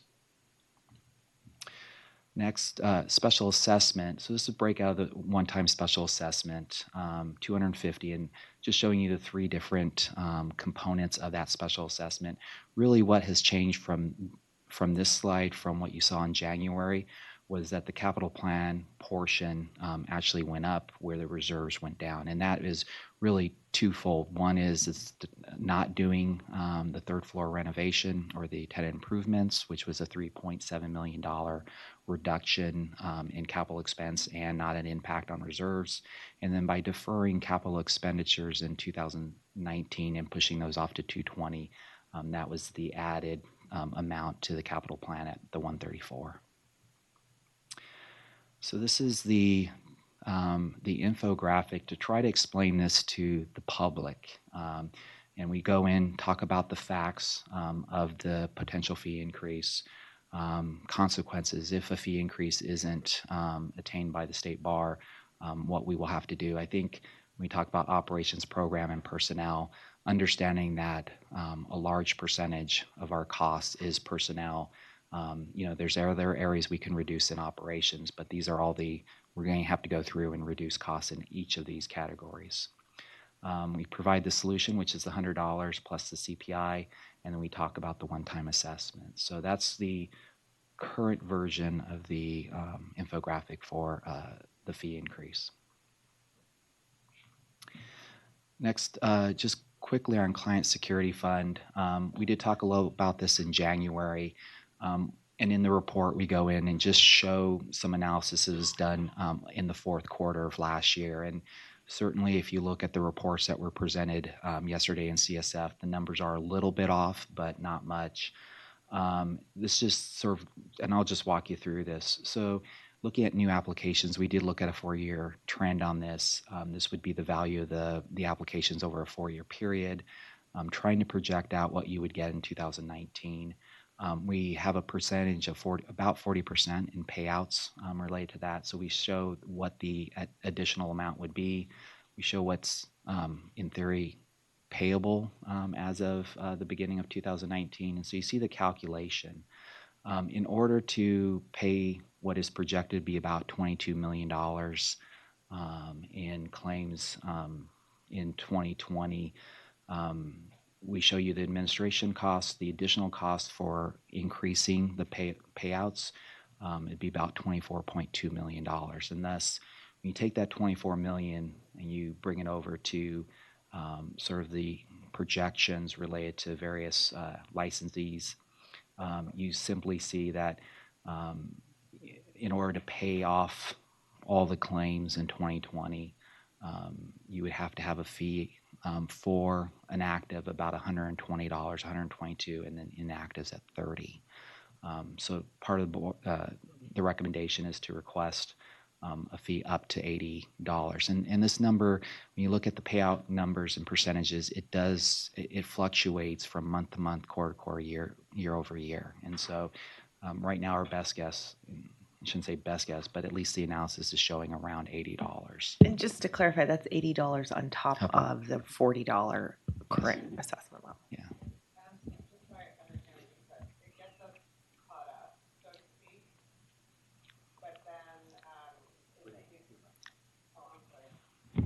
So it gets us caught up, but does it get us, I guess, going forward? Will we just get behind again based on trends of what the claims we typically get? If you look and understanding, so let's just look at the first 3 lines. So let's assume we didn't have any backlog, right? And assuming that we got 19 million in new claims or new applications during a year, and you assume a 40% payout, that is about 7.6 million.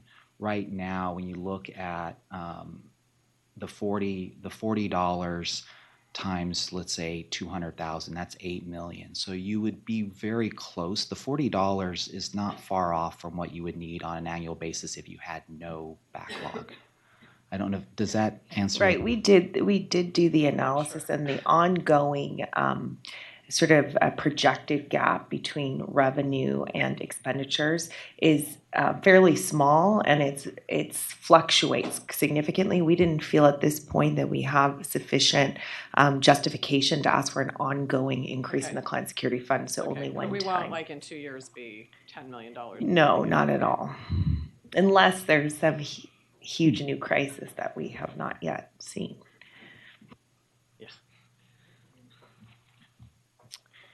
And with that, here's the infographic just to talk about the client security fund need and to give a little background to someone who may not understand the need going forward. So with that, I think we go in, the next slide is scaling. So I'm take up the resolutions on the fee increase. And again, this is not the first time that you've seen this, but we do see a need to have the board formally give staff approval to pursue what's on your screen. So a general fund licensing fee. I saw that. Do you want to take control Okay. of your resolution up there? Is that John, we'd like to take control of your monitor so that we can put up the resolution that Got is it. loaded into this. You're doing that, so we are just asking for explicit approval to seek fee increases of up to $100 ongoing with a CPI adjustment, as well as a $250 one-time assessment for the general fund, an $80 one-time assessment for the client security fund. So that's what we're asking for with respect to the licensing fee.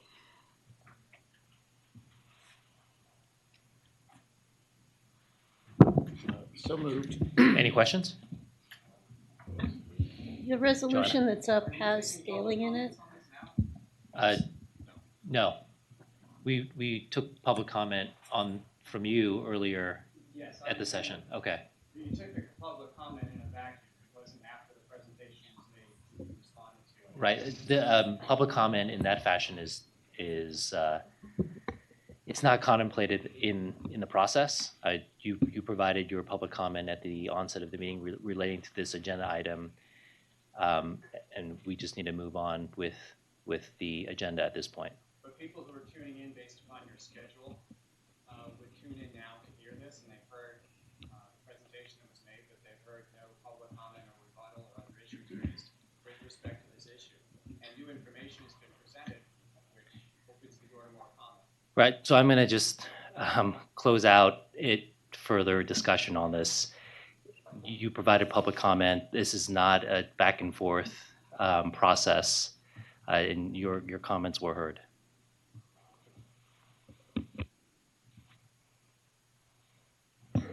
So I'm confused about the resolution on the board has the fee scaling in it.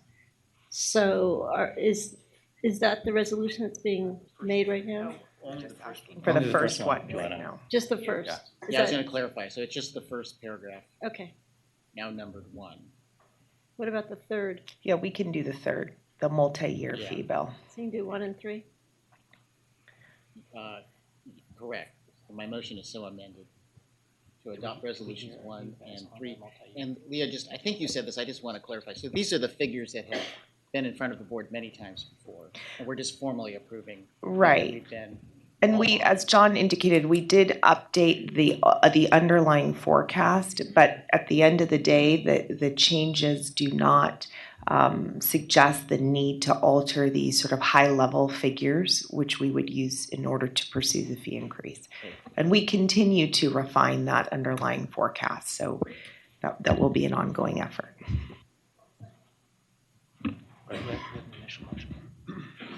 Who was the one who, Sean with the motion, Joanna with the second? Any further discussion?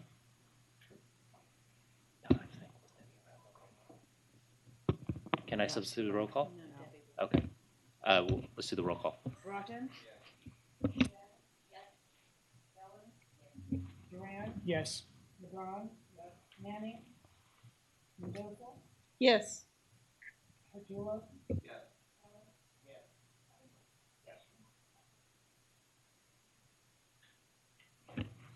Okay, we're going to move on to the fee scaling discussion. Okay, and while Joanna's gathering her things, Jason asked me to speak to the multi-year fee increase issue.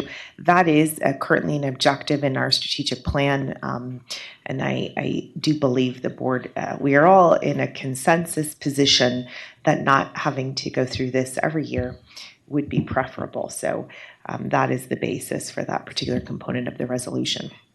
So now we're going to go into the discussion on scaling. With respect to scaling, there are really two issues that I'd like the board to weigh in on. One, what the income limits should be for scaling. And two, whether or not those income limits should be applied to individuals or to households. So you have here on the screen information about our current scaling paradigm, which is a hybrid model. So the statutory scaling provision is a $40,000 income level, and that is applied to an individual income. And that's where you individuals at $40,000 or less, between $20,000 and $40,000, eligible for 25% reduction in their licensing fee. And then the state bar, pursuant to its own rules, has implemented an additional scaling provision. Those with household incomes below $20,000 are eligible to waive up to 50% of the licensing fee. So we've got a hybrid model existing currently. In addition, I'm not sure we put it on this slide, we do provide IOLTA-funded legal services organizations with another type of scaling, which is 25% reduction for the attorneys in those organizations. But that scaling benefits the organization as opposed to the particular attorney. So I'm kind of leaving that out from the current discussion. So currently you can take a look at sort of the numbers, what it looks like, what our current scaling structure looks like. We've got about between 200 and 300 folks eligible at that $20,000 level annually, about between 9 and 10,000 at the 40,000 level. And then in the last row there, you can see the number of legal aid attorneys benefiting, or again, it's the organization benefiting from the scaling. An important thing I want to note with respect to our current scaling paradigm is that the way scaling is applied now, it's not revenue neutral. So those loss amounts that you see there between $950 and $1 million, those are losses. We don't make that up by charging attorneys who do not benefit from scaling more under the current structure. And although we're only talking about the licensing fee now, we do scale the client security fund fee and the lawyer assistance program fee. And all of those are not revenue neutral propositions. When we talk about the $100 need and how we might apply our current scaling approach to that, the change here, well, if we applied our current scaling model to it, this is what it would look like. You would see that households under $20,000 would realize a $50 increase as opposed to $100. Households under $40,000 would realize a $75 increase, or individuals with income under $40,000, $75 increase, and then everybody else would realize the $100 increase. The problem with this approach is that it, again, is not revenue neutral, and we've identified a funding need that equates to $100 per licensee. So we need to have a different model. And our model is that those that don't benefit from scaling would have to pay more than the $100. So the first option that is presented to you is to essentially take the $40,000, apply the CPI adjustment to it. I can't quite remember the date that went into effect. Do you remember, John? 99. 99. So if we applied a CPI to that figure, it would now be $64,000. And remember, the $40,000 is an individual income level. So if you simply took our scaling structure up to $64,000 and you applied a principle that anyone under that income level would not realize, realize any increase in the licensing fee, the result would be what you see on the screen. So those under $20,000 in income would continue to pay $166.50 in licensing fees. Those at $40,000, under $40,000 would continue status quo at $249.75. We would create a new scaling option essentially for those between $40,000 and $64,000, where they would not realize any increase. They would continue to pay the $333. And then all of those above $64,000 would pay $112. So again, that $100 becomes $112 in order to stay revenue neutral. So this model reflects some assumptions. Your assumption is you don't, anybody below the income cap on scaling, those folks are protected entirely from the impact of any fee increase. That's an assumption. You're going to keep paying whatever you were paying before. So I'll pause there and just see if there's questions with this option or this scenario. I should add that we did try to dig up the legislative history on the $40,000 to see if it was benchmarked to anything in particular. We could not find anything to that effect. It appears to have been the subject of a compromise, some sort of grand bargain, rather than tied to any kind of median or low income standard existing at that time. Any questions on that approach? Okay. So the next one. This would make us revenue neutral. All of the two options that we've modeled would both make us revenue neutral. So then we tried to do something that was benchmarked to some kind of standard, and we looked at what is middle class. The idea being that if you are middle class or below, you would not be impacted by the licensing fee increase. So this turned out to be much more challenging than I think our staff team anticipated, because there really is no universal definition of middle class. When you look into this, you find that Pew has done extensive work in this area, and you can see that their definition of middle class are those earning between 2/3 and double the median household income. And median household incomes are determined in California on a county basis. So you've got a vast range, and you can see that on the bottom of your screen. We also looked more recently at HUD.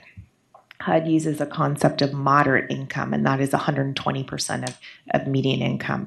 And just to give you a sense of what those figures translate to and the wide range within California. So a household of one, you could be middle class, earning $27,000 a year, according to Pew, all the way up to $81,000, depending on where you live. And then you can see that extends up to $181,000 a year for a family of five, according to Pew. In the next slide, we're just showing the amounts for HUD, slightly higher in some and lower than others, all the way up there to $99,000. Sorry. Next slide. Oh, okay. So this is what it looks like here. I don't know that that's more helpful, but that's the data. Okay. So an additional data point for you all to think about is the Bureau of Labor Statistics estimates that the median salary of a lawyer in California in 2017 was $150,000 a year. And lastly, did we summarize this somewhere? Okay, yeah. This is a chart from our 2017 licensee survey, to which we had about 17,000 responses. You can see the income distribution there, and it's summarized here. So about 67% of our licensees who responded to the survey reported that they had incomes above $100,000. So as Jason, you mentioned, it appears that a sizable portion of our attorney population is doing fairly well here in California. So with that in mind, all of that information, we tried to come up with a different scaling limit. We picked $80,000. Again, that's using this middle class standard. It's not quite at the high end of the HUD middle class range. It is at the high end of the Pew range. And we applied the same principle, no licensing fee increase for those under that income level. And you can see that if you extend all the way up to $80,000, the license fee for everybody else is $126. So if you do the $64,000, everybody above $64,000 would pay $112, and if you do $80,000, everybody above $80,000 would pay $126. And the same principle would apply to the $250. So whatever sort of policy decision the board makes here, we would apply that to the $250. And then there's another discussion about whether that is overall the right approach for scaling, and should that be the model that we try to implement for CSF, LAP, and everywhere else that they're scaling. I think we are missing a slide. Where are the new slides, John? Didn't we have the slide about individual versus household? I don't see it, but so I'm going to open it up for discussion. Setting the income level, and then this issue of, is it individual or is it household? If you are going to move to a household model, it means you're going to implement something like this, where you take into account household size. This is all self-attestation, subject to auditing by the state bar. And the auditing would look at your tax return in order to determine household size. If you take into account household size, you're obviously scaling far beyond $80,000. We just modeled it at 80,000 so that you could see it kind of simply. The other option is to do individual income-based scaling. Yes. Just to be certain, so the two alternatives you presented prior to this slide were based solely on the licensee's income and not household income, is that right? Well, we modeled these based on an income, assuming this is one person. Okay. Right? So We that's a didn't. yes, I think, right, or no? It's a yes. Yeah. But, Household of one would have to be the licensee. for all Yes. purposes. Okay.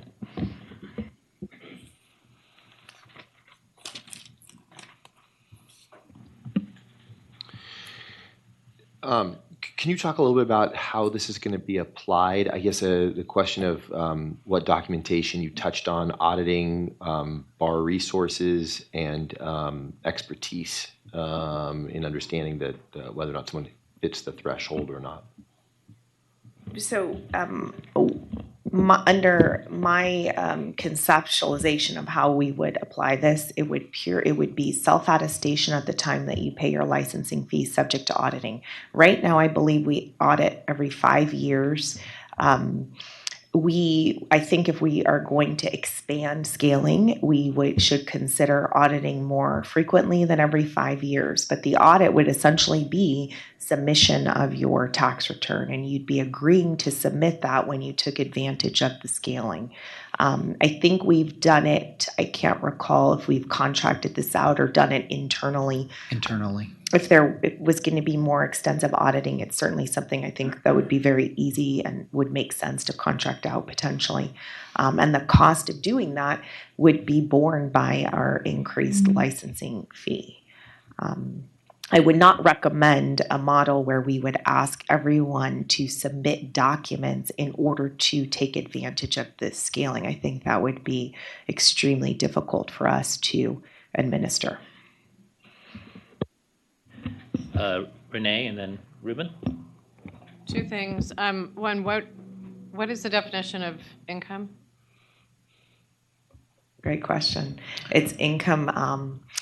We'd have to tie it to a reporting line on your federal tax return. Yeah, maybe you can have a lot of 38. people. You could have some very wealthy people who Have no income. Yeah, Yeah. We know Well, some, that's right? the whole the tax proposals that are being debated by some of our presidential Yes. candidates. Yeah. Right. Well, we're not. Yeah. I don't think we're talking about getting that progressive. Right. Okay. Okay. Okay. And then this is only the fee part, so not the one times, correct? No, we would need to apply the same principle to the one time. So I also just thinking about some of the feedback we got about households, and that even 80,000 for a household is pretty low. And I know you don't want to make this like super complicated, but did you look at one more tier where there was kind of a small increase and more? I'm sure you did. I mean, yeah, we modeled a lot of different ways, and I think the discussion was just how difficult. I mean, we had scaling based on various income levels. So right. for I can every see how that would. Yeah, you don't want to have 5 or 6 levels, but I'm just a little worried about that 64,000. Worried about it as too low. That it's pretty low. It's a fairly big increase by the time you add on the one times. Mm-hmm. When you add all that up, someone could be 65,000 or a household of 80 in San Francisco, and that's going to be a $300 or $400 number. It just feels like, and when the average is so high for lawyers, it just feels a little bit out of whack to me. So you could do scaling based on household income and use some, something we can feel comfortable sort of pegging our model to in terms of middle class income. So that would mean a household of 1, it's 80,000, say. And if you make 80,000 or less, no increase in your licensing fee. But if you're a household of 3, you can make all the way up to 140,000 and still have no increase in your licensing fee. Household of 5, all the way up to 181. Yeah. Now it's starting to feel complicated. I mean, I think somehow there's somewhere in there's a compromise, right? And I'm I don't know, really have an opinion if it's household or not. It just, the 65 feels very low to me relative to what you're talking For about. either household or individual. Even for individual, and so trying to keep it simple and not having to get into how many people are in your household and all that, I think, I understand there's some problems with, making it individual and not household, but just to keep it straightforward, I don't know, I was thinking that even if there were two tiers, like 65 to, 85 or something, and 85 and over, just something that seemed a little bit more aligned to get you closer to what, what feels like a, reasonable income, where $500 isn't going to be the difference between paying your mortgage. Well, what about 80,000 individual? Well, I'm just worried though that then you're going to have to bump up the other. You're just chasing the number, right? So, well, if you did the 80,000 individual, what we've modeled here is if you didn't increase it for anyone under 80,000, everybody else would pay 126. Versus what was it, 112? Versus 112 for the 64. That's 80,000 Just for individual. For one. Yeah, we don't really have any way of estimating household size for our. Right. No, that just it gets you're going to I have don't think we need to go some there. slop in here. There's no doubt. Yeah. Ruben and then Sean. Leo, you mentioned a 5-year auditing interval, I guess, for lack of a better word. Has there been any thought to just doing random auditing at any point, so that it seems to me like if people know you're going to be audited every 5 years, they can time their attestations in a way that's not exactly fair. Yeah. Well, I can't say that we have developed a fully articulated auditing plan, but we have discussed it. We know it's something that we need to do, and certainly open to whatever that needs to look like. Sean? So I have a few thoughts. So I guess my first reaction is that whatever the policy arguments there may be between a household and individual, it just seems it's going to be too complicated to formulate a rule for households and then to predict its fiscal impact and then to administer it. So it seems to me we probably, looking at the licensee's income is probably the way to go. Next comment is, I'll leave that for the end. Just second, Renee's concerned about the definition of income. I mean, this is not something we have to decide today, but, if you have a 401k, that money I don't think it shows up in your tax return at all. And so we should think about this with this income level. So someone whose tax return income is 80 could be saving tens, anywhere from, I don't even know what it is, 22,000 to well above that, actually. No, you're thinking of like 401k? like partner contributions that are higher. It's like 15,000. There's 15,000, and then there's also other vehicles that can be used to defer quite a bit more income. So it's not something we can figure out today, but I just want to alert you to that which figure we pick is important. And that might affect where we put the income level too, I don't know. So, and I guess the final thing is, are there any other examples we can look to for guidance from, other licensing boards, or are we sort of charting new territory here? Not that we've been able to find, no. But I don't know that we've done the conclusively exhaustive look at it either. From what I can see, that what we are trying to do is more sophisticated than what's been done elsewhere. Al? A couple of things. I am in favor of some scaling. I think it's going to have to be relatively simple. I think I'm missing something, but if I'm not, my concern about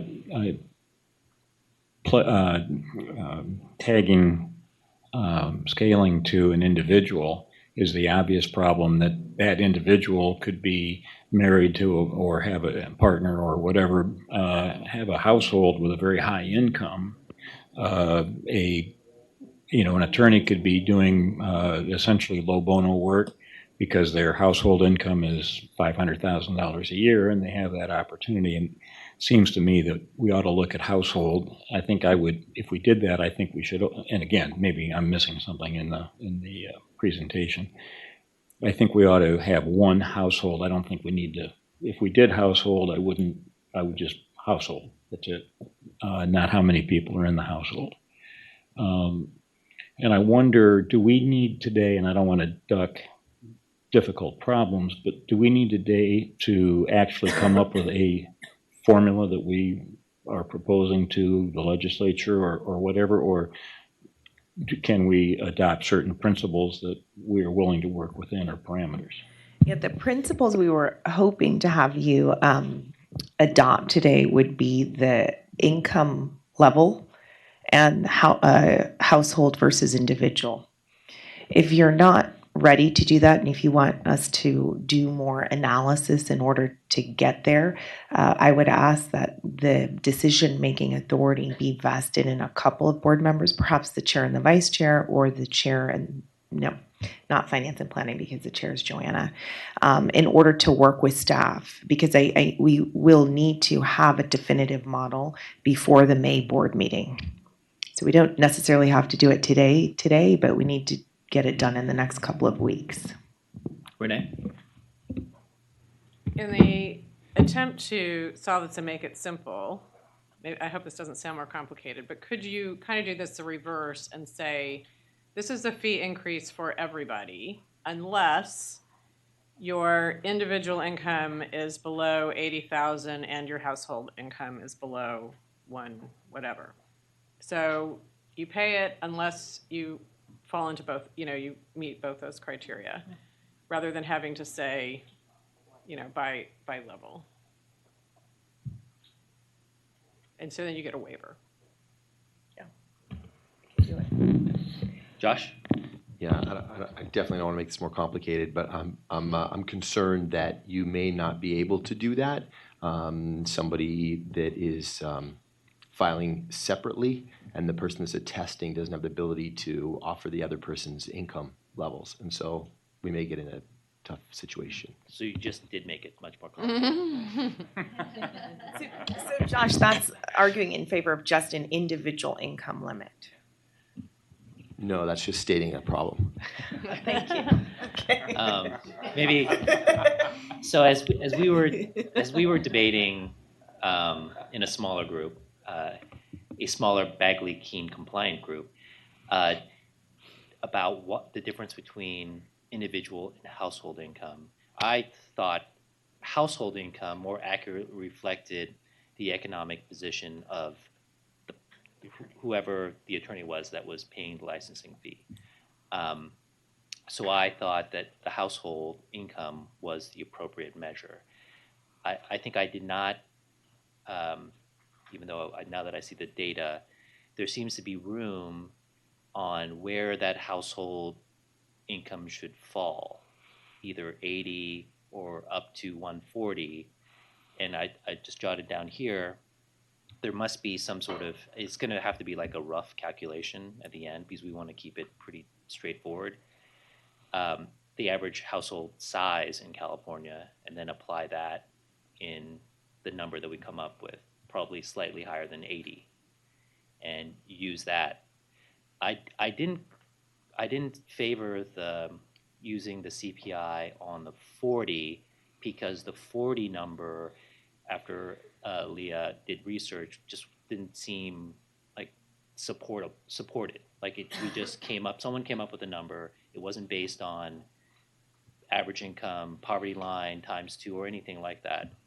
So that's why I sort of did not favor that component, but rather wanted to hew closer to data, closer to what we could find that was happening in California. And then also important to me was ensuring that that group that I thought had devoted their careers to endeavors that didn't produce a lot of income didn't have to shoulder the burden of the full increase. So that's sort of how I came up with it. So I gave you all that. So what I'm saying is, So why are after you telling talking us all through, this? is I think we find what the average household size is in California, and then find the number that corresponds with that, and then use that on scenario 2, which was the 80,000. And so then it's two options. It's Renee's model, but using an average household size to set the cap for the household. Right, but no individual income component at all. Just the average household size. That's the number we use. Oh, no individual. Yeah, no individual. So that waiver is going to go pretty high because I just Googled it and it looks like, the average household size is going to be about like 2.58.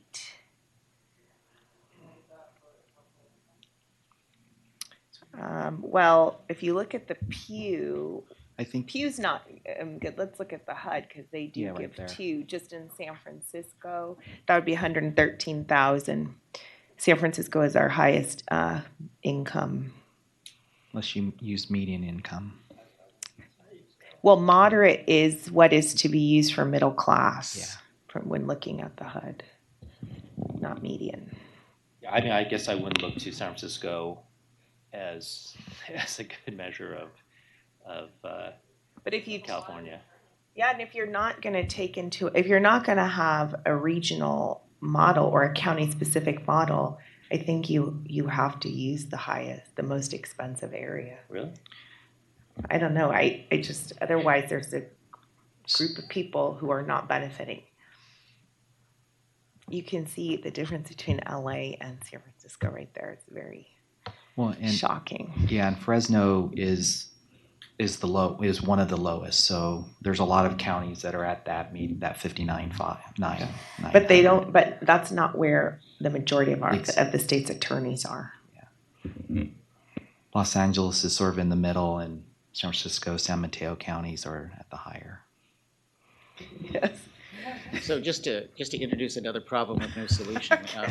So the other problem with using county data is, and the Bay Area is particularly acute in this regard, there's a lot of people who would work in San Francisco city and county and earn their money there, but live in other counties. And so then you have to decide, is it the principal place of residence or is it where they earn their money? So I don't know, I think a county-based, if we're talking about individualizing it by county, it just doesn't seem practical to me. No, but you have to set that. What are you going to use in order to build your model? And Pew had all of them at essence, they're county based. So even those Pew ranges, the reason that you see these ranges is because they're reflecting the low and the high. So when I chose 80,000, I'm choosing the high end of the household of one, sort of saying folks that don't live in the most expensive part of the state are benefiting from the fact that we've selected that as the cap. So, but if we use the median on the household of 2.5, I mean, it sounds like we're kind of. If you use median in San Francisco, for example, well, just at 2, that's 94,000 a year for a household of 2. In LA, 55,000. Right, I guess I wouldn't look at county. I just look at statewide. It's not available statewide. You'd have to average these to try to get a number, but that's not how they do it. I feel like we're sort of now going back to overcomplicating. So the reason that we were concerned about using individual was that there may be people who don't make a lot of money individually, but live in a wealthy household. So I think if you just pick some reasonable number as a qualifier, like you have to be both, right? So we're trying to say if you make under $80,000, you qualify for this waiver unless your household makes over X. If we try to average, I mean, we just can't do any of that. All we're trying to do is not give the waiver to people who don't necessarily need it. So pick a reasonable number. It doesn't matter like how many people are in the household or whatever. I mean, we can't account for the fact that some people may have 10 kids or no kids. You just pick a number. All we're trying to do is not give the waiver to people who have other means. So it's not going to be perfect. Yes, there will be people who are not married, and so they don't declare household income. And you're going to have, if you're doing it off a tax return. But I think you just have to do the best that we can do to make this fair. Okay. Sean, and then Mark. Well, I like Renee's paradigm a lot, and it's like she said, it's not perfect, but it does seem fair. Leah, on the comment about which figure we pick, I sort of agree with Renee. The 80,000 figures, it sort of feels right, which is not a great way to make a logical decision, but in terms of the data, if we were to, I think picking San Francisco County and using that as the basis is just because it's such an outlier. That doesn't quite seem right to me. You could take the counties, the urban counties, or some bundle of the counties with the higher incomes, maybe excluding, I don't know. There's a way that you could come up with a figure, but 80 seems like a fair number. The final thing I'd say, and looks like we'll be delegating this to leadership ultimately to work out the details, is I would seriously consider making sure that we include tax-deferred savings in income, because someone who's reporting 80,000 on the tax return could be saving Could be having. like 20 in 401k, and they're really making 100. And I don't think they were intending to give. I mean, the board could do that, but I just want to point out, and there are ways to save more in a tax-deferred basis. So I think you're going to want to require the licensees to include tax-deferred savings, and that's how to implement that or which tax line that belongs to. I leave that to you. That'd be the question. Yeah, just real quickly, there's also other ways to shelter income too, such as profit sharing plans, et cetera, et cetera, et cetera. So those numbers can run up very quickly. Yeah, there's another thought I had, and that is that a lot of law firms and corporations are paying the dues for their employees. They're going to have to figure this thing out. If we make it too complicated, can you imagine having 300 or 400 or 500 individual attorneys that you've got to figure all of this stuff out for? So I would be in favor of individual and trying to keep it simple. The other thing I'd mention with respect to like Fresno County, for example, we have a huge farm worker population there, which tends to bring down those numbers. But the attorney income is probably significantly higher and more in line with what we saw on the board for attorneys. So I'd be inclined to keep it simple, individual. A good point with respect to those that are whose fees are paid for their firms or their organizations, which I think we have got those days 65%, 60. Yeah, it's 1/3 that are paid through agency billing. Only 1/3. I thought it was 60-something%. Looking at Dina, but yes, that's my. Yeah. It's one. Yeah. Sonia? I would agree with Mark that to put it on a individual basis. We can have this baseline, and probably just from here we can get a threshold. But I think having individual would be income would be less complicated than having to go through this matrix. Though we would not go through that matrix, just so we're clear. I just want to clarify, Mark, I'm not really following how those things are connected, because no one's scaling this by region. So the only reason to add household is that it prevents somebody who is under the threshold individually but lives in a wealthier household. So I'm not really following why Fresno would be an issue. I'm not following. Hey, hold on. I think saying it wouldn't be an issue from the income perspective. I don't think he was. But I'm not sure why it argues for not focusing on household. That was more the firm point, which I think is the firm point. Yeah. There's probably well, I don't know. I don't want to say that. Just so we're clear, we're looking at this information let's only move to a different screen. Only to provide for a platform we'll look at this to come up with the eventual number. But I don't think anyone has advocated for a complicated county by county scaling. It's just whether does 80,000 make sense? Does it is that supportable by the information we have at hand? Should we be looking at scaling in an individual basis or a household basis?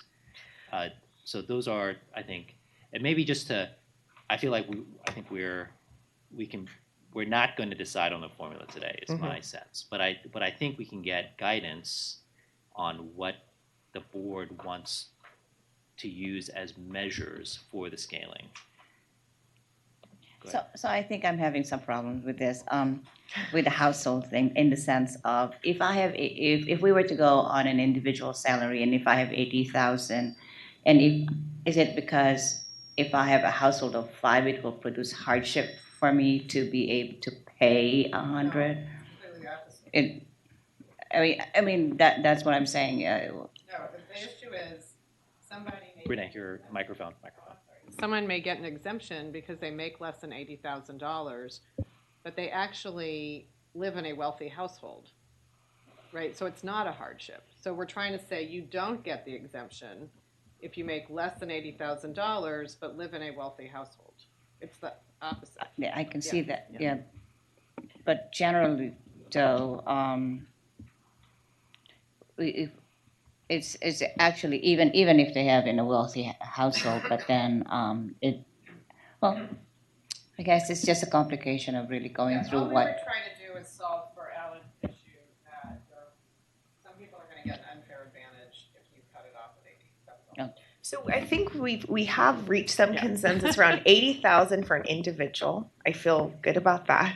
And then for a household, there could be a methodology where I am not wanting to sort of pull it out of thin air. You know, when we did the research on the 40 and the 20, it's really hard to find why we did it. The 80, we can sort of massage this into Pew and HUD and something.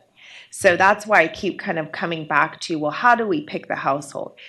You could say the household is 128,000. I mean, that is the household of 3 for San Francisco. I'm just saying that because if you set aside this grid and the fact that it's San Francisco, just intuitively, 80,000 individual, 130 household, if those were your two numbers, does that sound reasonable? In one sense, 130 seems kind of low when you look at it from that perspective. Josh. So I am ready to delegate and move on, but I will say when you consider it, I think the point, if I may, that Sonia was trying to make is we're looking at one example that Alan brought up, which is a household where there is a spouse or significant other that makes more. But in that household, if you turn that argument on its head, there's also the household where someone makes 80 but has 2 children. I don't want to say 3, 4, 5, the number, and that 80 does make a difference. And so I just think we need to figure out. They may make 90 and have 2 children and still have an effect on them. The price would still have an adverse effect on them. So if you can just kind of think about both sides of that household argument when you consider it.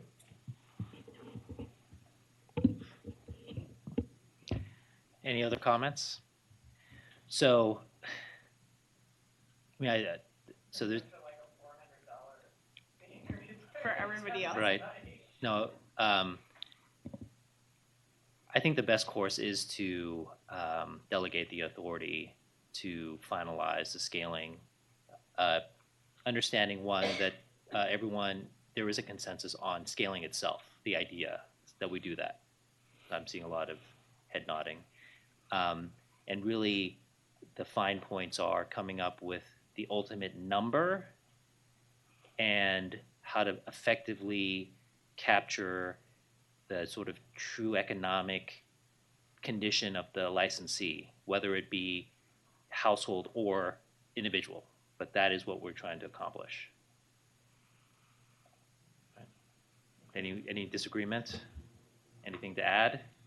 The only thing I'd add is, as you know, we've discussed, Jason, that ultimately whatever approach we advocate for with respect to the licensing fee increase, I believe we should argue for similar changes everywhere where we implement scaling. So the Client Security Fund, the LIP, just to have a consistent approach that's based on some kind of methodology that is transparent and is based on data.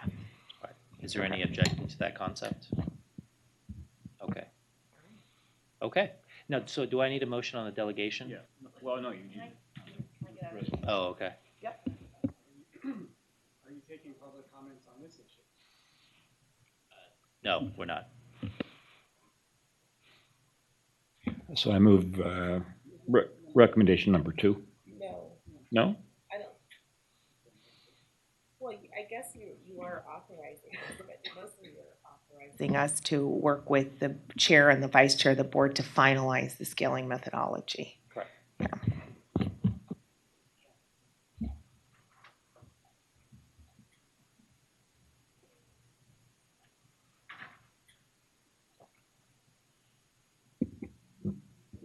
Do we have a motion? So I withdraw my motion and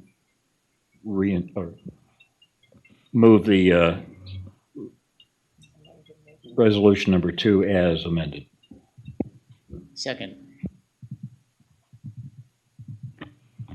Any further discussion? I cannot substitute roll call. Yeah, because Joanna left, right? Yeah. We're going to do a roll call vote. Broughton? Yes. Chen? Yes. Dellen? Yes. Duran? Yes. LeBron? Yes. Manning? Yes. Mendoza is, okay. Bertula? Yes. Selig? Yes. Steinbrecher? Yes. Passes. Okay. With no more business before the board, I will convene this meeting. Thank you, everyone. Adjourn.